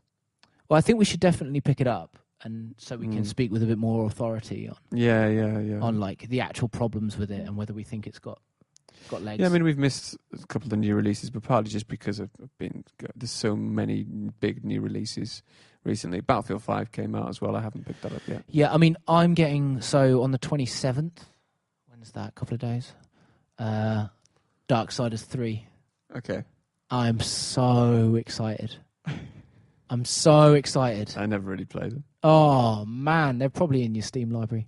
Actually, they are 1 and 2. Oh man, so I love that. One, I love that it was like an original new IP that was ambitious, but was the first one was kind of B tier a bit more. It's kind of mid tier. It's that THQ area. Loved it. Like Zelda for grown-ups. And then number 2, even more ambitious. so flawed, like so flawed in so many ways. Still loved it. Loved the art style of the story. Loved the pulpy nature of it.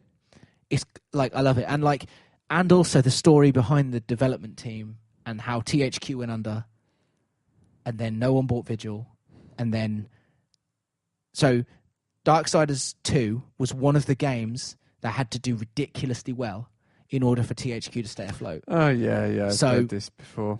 Darksiders 2 comes out, underperforms. THQ go under. They sell off all their studios. No one buys Vigil. A lot of the people from Vigil make a new studio called Gunfire Games. Meanwhile, Nordic buys THQ and the rights to Darksiders. Re-releases Darksiders 1 and 2. Then puts Darksiders 3 into production and gets Gunfire Games to do it. So a lot of the people who were working on it before at THQ when it was, before they got cancelled, before they got, are now working on it again. It's like the franchise that won't die because it's had like both the developer and the publisher went under, and they had a monumental underperformer with Darksiders 2, critically and commercially, and Darksiders 3 is still coming. They don't give a fuck. They don't give a fuck if you want it. It's coming. Like, you having it. I love it. I loved Darksiders 2. I don't care. Like, it's just I get that it's flawed. I get that there's problems with that franchise. I completely get it. And if people don't like it or they were turned off by Darksiders 2, I completely understand. It's got so many problems, but it's just a very special franchise for me. And I never thought I was going to get Darksiders 3. Well, you didn't think it would be made? Yeah, I didn't think it was coming. Yeah. I didn't think it was like basically like and in Darksiders 1, right, when it came out on PC, came out a couple of months later on PC, and you could buy the special edition, and inside there was concept art for the other three of the four horsemen. And one of them was Fury, and she had a whip. And I remember saying, man, look at that. She's fucking awesome. Look at her whip. Like Castlevania. Like, she looks sick. And I was like, okay, we'll get her in the sequel, hopefully. Because we knew the first one did kind of better than they expected. And then with number 2, it was like, you're going to play as Death. And I was like, oh, so maybe they're doing a different... And the story's kind of cool, and they kind of run parallel, 1 and 2, and 3's running parallel again. So the whole idea is they keep telling you it's the same sort of events, a lot of the same events, but from the different horsemen's perspectives. Okay. And so, like, even from Darksiders 1, Fury was designed, ready, she was ready to go, her story was already planned out. So, like, from there, I thought, oh, after Darksiders 2 died, like, basically underperformed, and like a lot of people didn't like it. And then Vigil went under, and THQ, the whole thing. I was like, well, it's done. I'm never going to get to see her, my favourite looking character. Like, she looked so cool. She was so, like, well designed. And, like, all the characters are really well designed. Like, I think it's the guy who does art for Blizzard. He did the art for them. You mean which one though? I don't know his I don't know his or her name, but like the like classic art for World of Warcraft. There's Samwise, what's his face, and there's Chris Metzen.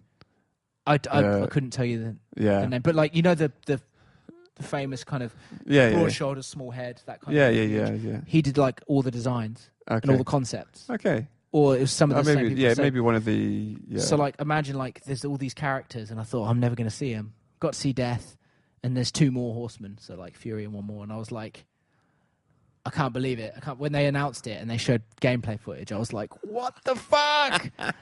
It's coming, and it's out, like, in 4 days. I don't even know what it's about. Like, so, in the first Darksiders, there is a war breaks out between heaven and hell on Earth, and war, which is one of the 4 riders of the apocalypse in this universe, is blamed for it, and as you would be, and he's blamed. War is blamed for war. Yeah. They're like, "What are you doing? Why is this happening?" And he's blamed for breaking the seals between heaven and hell. And what happens is, he gets chained up for like fucking like hundreds of years, like 200 years or something. I need to play it again. I was going to play them both again before this new one's out. I don't know whether I'll be able to, because I platinumed both of them, obviously.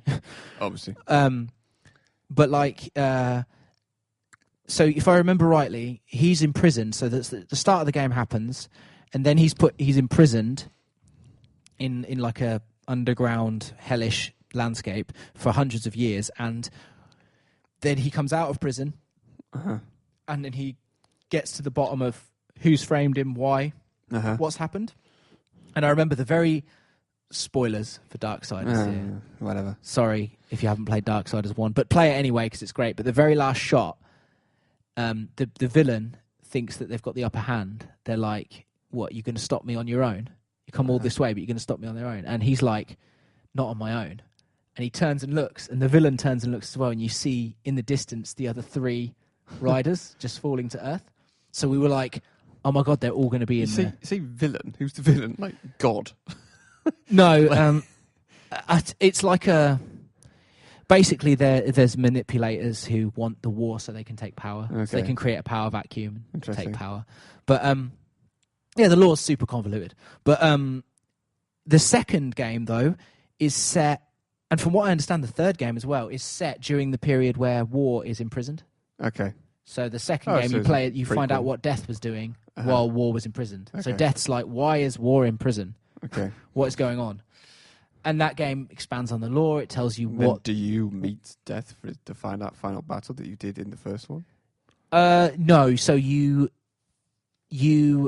eventually come back around to that point. But from what I understand, in the new one, I know that you play as Fury. I know that it's set at the same time as 2 was.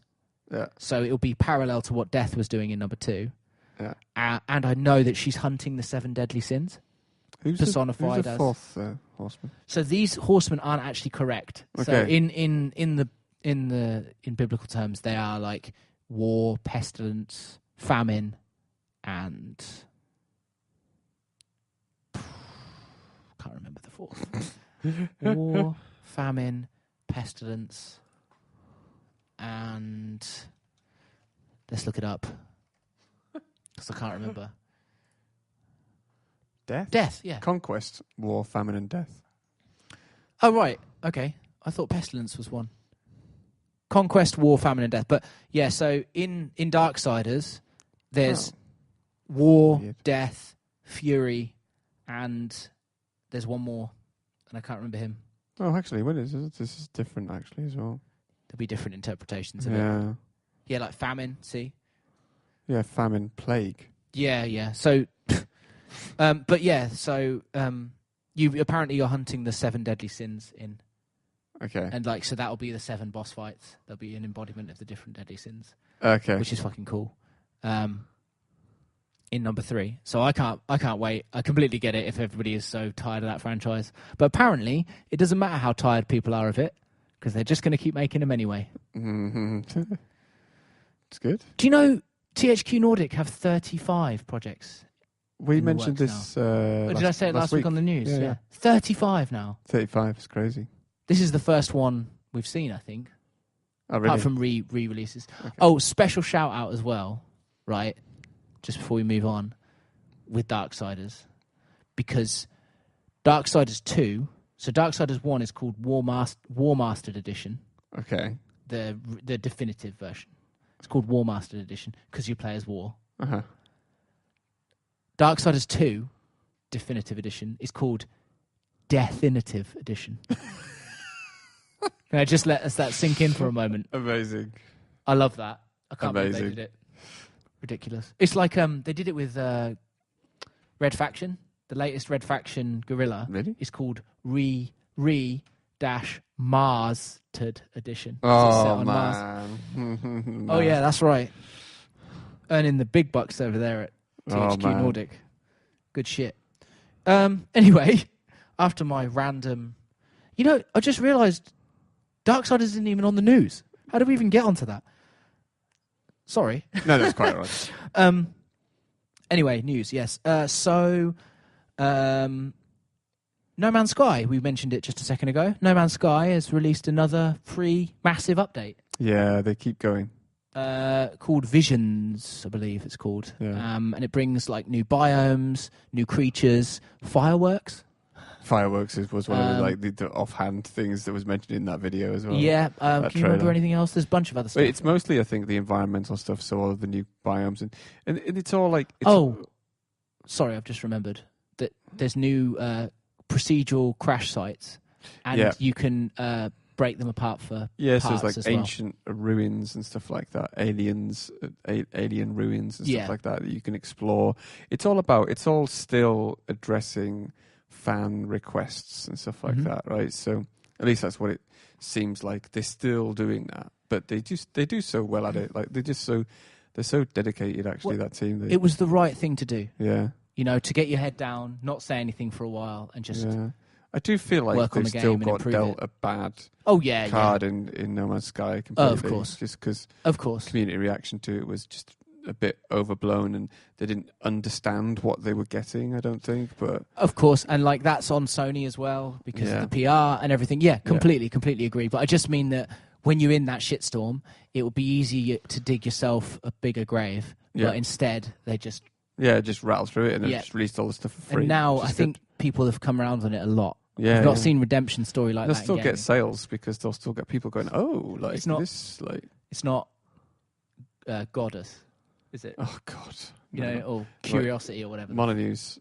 Yeah, like people... there were two separate projects. There was I know, but isn't the center of the cube? You're supposed to have something in Goddess. The guy was supposed to get to be Goddess. Oh, was that it? Yeah, that was. I can't remember. It was something very underwhelming though. Well, apparently it's still not happened, and Goddess has been indefinitely put on hiatus. Oh yeah, because they were like promised him something. Yeah, the guy, and they never got. Yeah, and so that didn't engender much positive press. So No Man's Sky new update. That's really good. Yeah.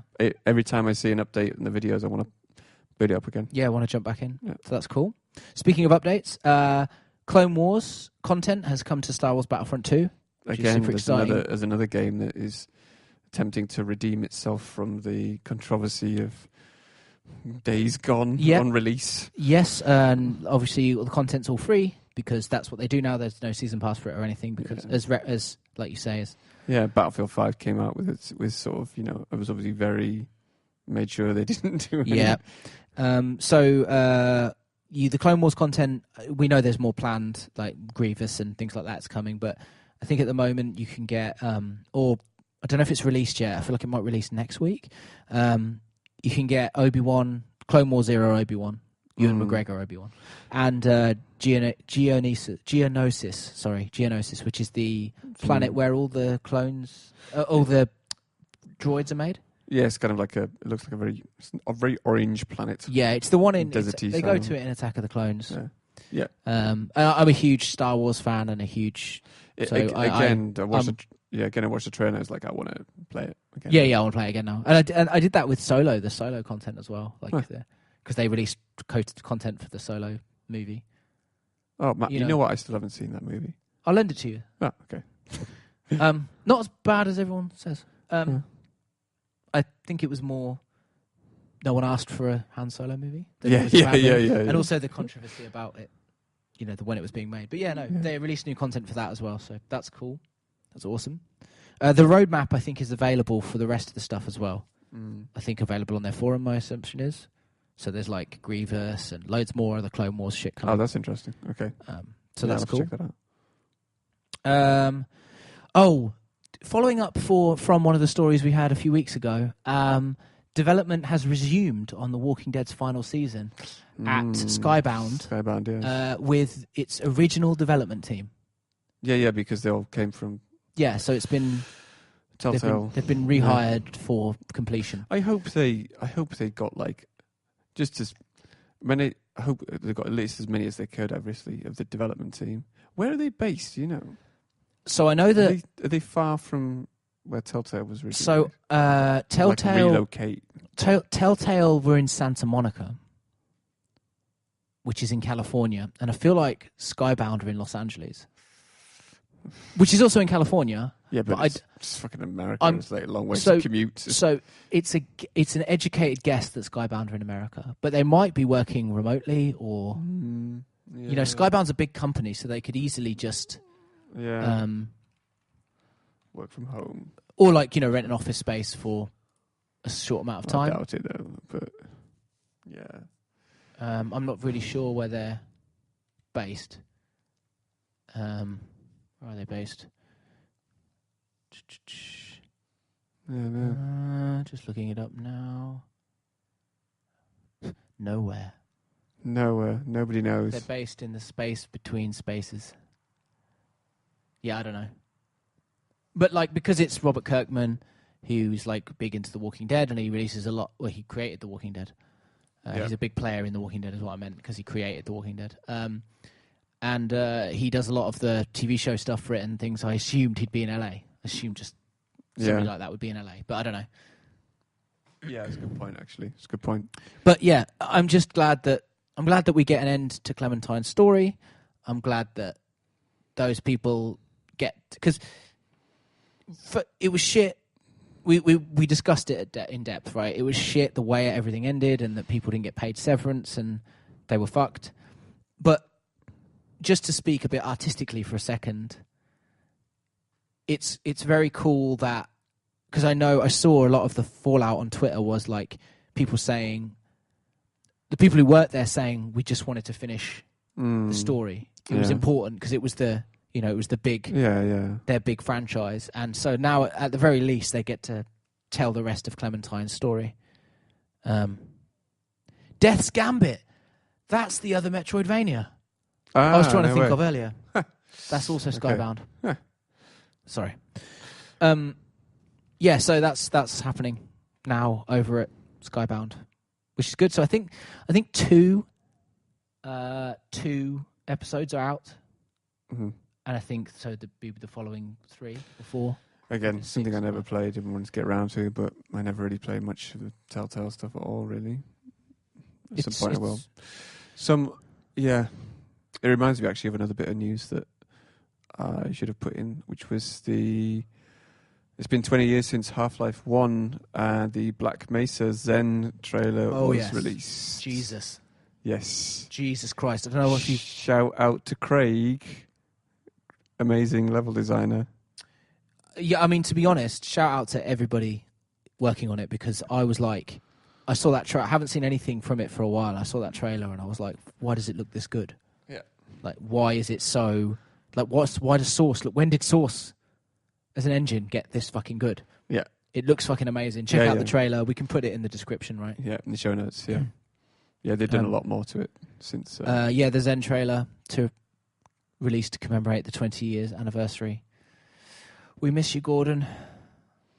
Come back. I mean, not just for, obviously, Black Mesa, but it's a remake. I think remake, the Half-Life 3 fan remake is in full swing now. Yeah, I mean, Valve will probably just put 80 developers on it or something now. Valve will probably put money behind that, or at least can endorse it. Like since Mark Laidlaw put the story up on his site. Yep. I think they're making it in Unreal. Which is weird. You'd think they'd make it in Source, but don't know. I mean, if they're working from the ground up, it'd probably make more sense to work in Unreal. Well, I mean, they're making Black Mesa in Source. Yeah, but that's probably it's got history. That's what I thought. Do you know what I mean? That's what I thought if you start it from scratch now, it'd probably be a better game for it. Speaking of 80 developers, that leads on to another news story, which is just bonkers. So somebody who works for Capcom PR, I don't remember who, announced in a tweet that at least 800 people worked on the Resident Evil 2 remake. Are they talking like just developers, or are they talking like all the... They're talking everyone. Yeah, but even so... crazy. Even so. Like, I know it was long gestating, long time coming, probably passed around different teams. Lots of PR, lots of voice acting, lots of motion capture, marketing. 800 people? Yeah, that's a lot. I don't know. I can't think of another game that's lots of QA. I hope so. Yeah. I hope it doesn't come out buggy after that. Can you imagine? It's not like 90% is like the marketing stuff. Yeah, you know what it is? It's they hired 800 people to make the replica Leon jacket you get with a special edition order that they normally sell. Was it $3,000 or something? Oh, that was for Resi 6 grand, I think. Yeah, they're just making some stupid special edition that no one's going to buy. I liked the special edition for Resident Evil 7, which was impossible to get. I wanted it, but you couldn't get it. You got like a full-size model, not full-size, but like a scale model of the house. Oh, wow. And you also got a USB stick that was a finger. Someone's severed finger. A full-size model of the house would be amazing. That you just got a house. Yeah, a house. Well, give it time. These special editions are getting ridiculous. But yeah, I just thought that was crazy. 800 people. I've never known, like, in my experience as a developer, having worked on AAA games, 200 to 250 is a lot. Well, I mean, if you think multi-studio and stuff, but even so, like, 2 to 250 is a lot of people. Putting in all of the other staff into the bar, marketing is probably a big thing as well. But and it was long. It was a long time coming, so it probably got passed. But it around. is a lot. It is a lot. I mean, wonder how many copies it has to sell to be profitable. They're just splashing that Monster Hunter money. That's what's going on. It's better be good. Yeah, well, it better be, man. I got it on pre-order. I can't fucking wait. Let's hope it's not a case of too many cooks. No, I kind of wish that it was a fixed camera remake like they did with the HD remaster. Oh, you know, the GameCube remake of the first one and Zero. I was hoping it would be like that, but it's not. It's like a Resident Evil 4 style over-the-shoulder remake, from what I understand. What other news? Only a couple more bits. First of all, Shenmue 3 dev, the Shenmue 3 dev, announced the crowdfunding total. Now all the crowdfunding's done, and it's $7.1 million. Now I know it's not Star Citizen, but still for Shenmue 3, I didn't think $7.1 million would get raised. How much did they need? 3 million was there. Really? Yeah. That's good. So, I mean, yeah. I can't, obviously I love Shenmue. That's good. I can't wait. You never played Shenmue, did you? Yeah, no, I played Shenmue 1. Oh, you not did? 2. Yeah, I had a Dreamcast. I bought a Dreamcast almost on release. Did you beat Shenmue? No. You can get it on PC now, HD. Yeah, no. I'm not going to play it, though. Well, I might do. You better play it. It'll appear in your Steam library any moment. I think if you think hard enough about a game, it comes up in your Steam library. Just will it in there. Yeah, I think you could. I just thought 7.1 million. That's quite a lot. And I mean, they've had funding on top of that, I think. For a Kickstarter, yeah, that's quite a lot. But yeah, quite crazy for Shenmue 3. It kind of makes you wonder why it hasn't been made before now. Imagine if Valve. I know there are a lot of people be very excited about it. Imagine if Valve dropped a Kickstarter for Half-Life 3. Fucking hell. Not that they need to.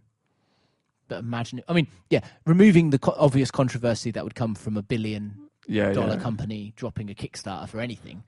Just assuming for a second that it was valid. Yeah, I mean, it'd be crazy. How much there was a leak, wasn't there, with some anonymous developer at Valve who talked about how the idea for Half-Life 3 had been kicking around a lot, and they'd set up a load of different prototypes, and then they all got smacked down, whatever. But then it's kind of what you would expect would have happened. Yeah, I mean, I think from what I understand... Apparently at one point it was an RTS. All these crazy ideas. I mean, I don't know, but I hear that Valve does a lot of prototyping and stuff. Yeah. There's a lot of they have their very thought about ideas. cabal system that they get people into sort of very creative small groups. Mm-hmm. Like a couple of programmers, artist, designer, sound guy. Yeah. So yeah, 7.1. There's a small story. And finally, on the news, the story that is probably the most... I swear, it sounds like I just like every game, because maybe I've subconsciously tailored the news to my own. But production is wrapped on Kingdom Hearts 3.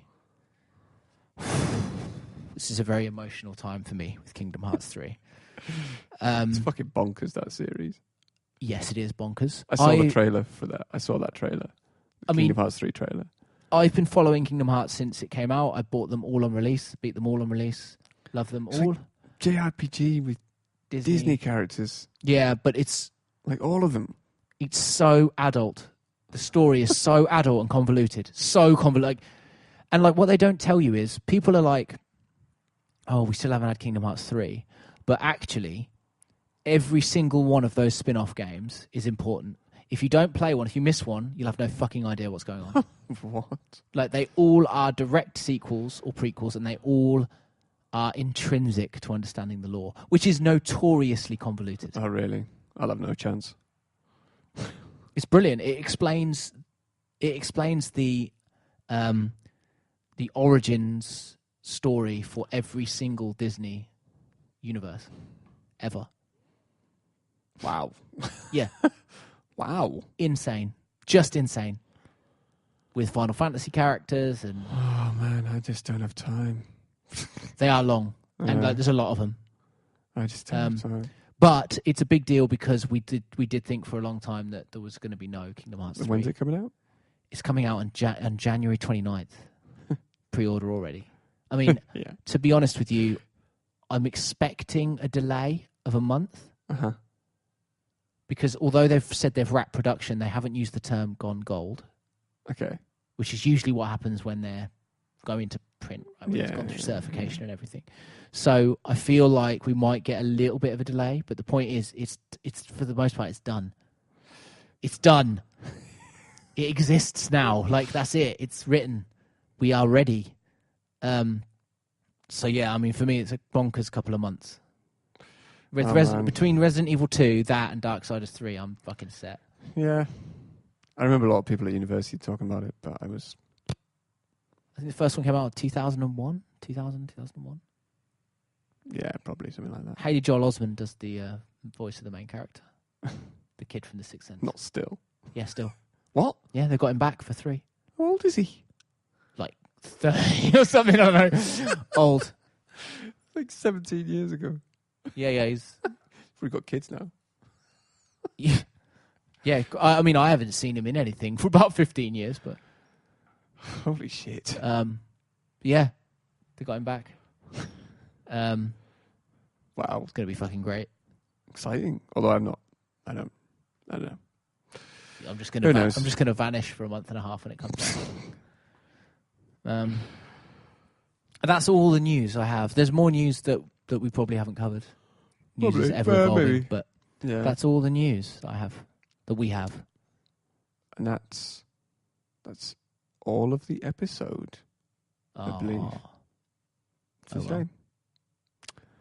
Well. But as usual, follow us on Twitter, Black Spire Media. Find us on YouTube, Black Spire Media. There's a website, blackspiremedia.com. Shocking. You can find us on Spotify and iTunes as well. And most of the podcast apps you get on your phone or tablet or whatever. We have a Facebook Yes, we now have a Facebook page, which you can just, I think the link is just /blackspinemedia.com, but you can just look up Black Spine Media.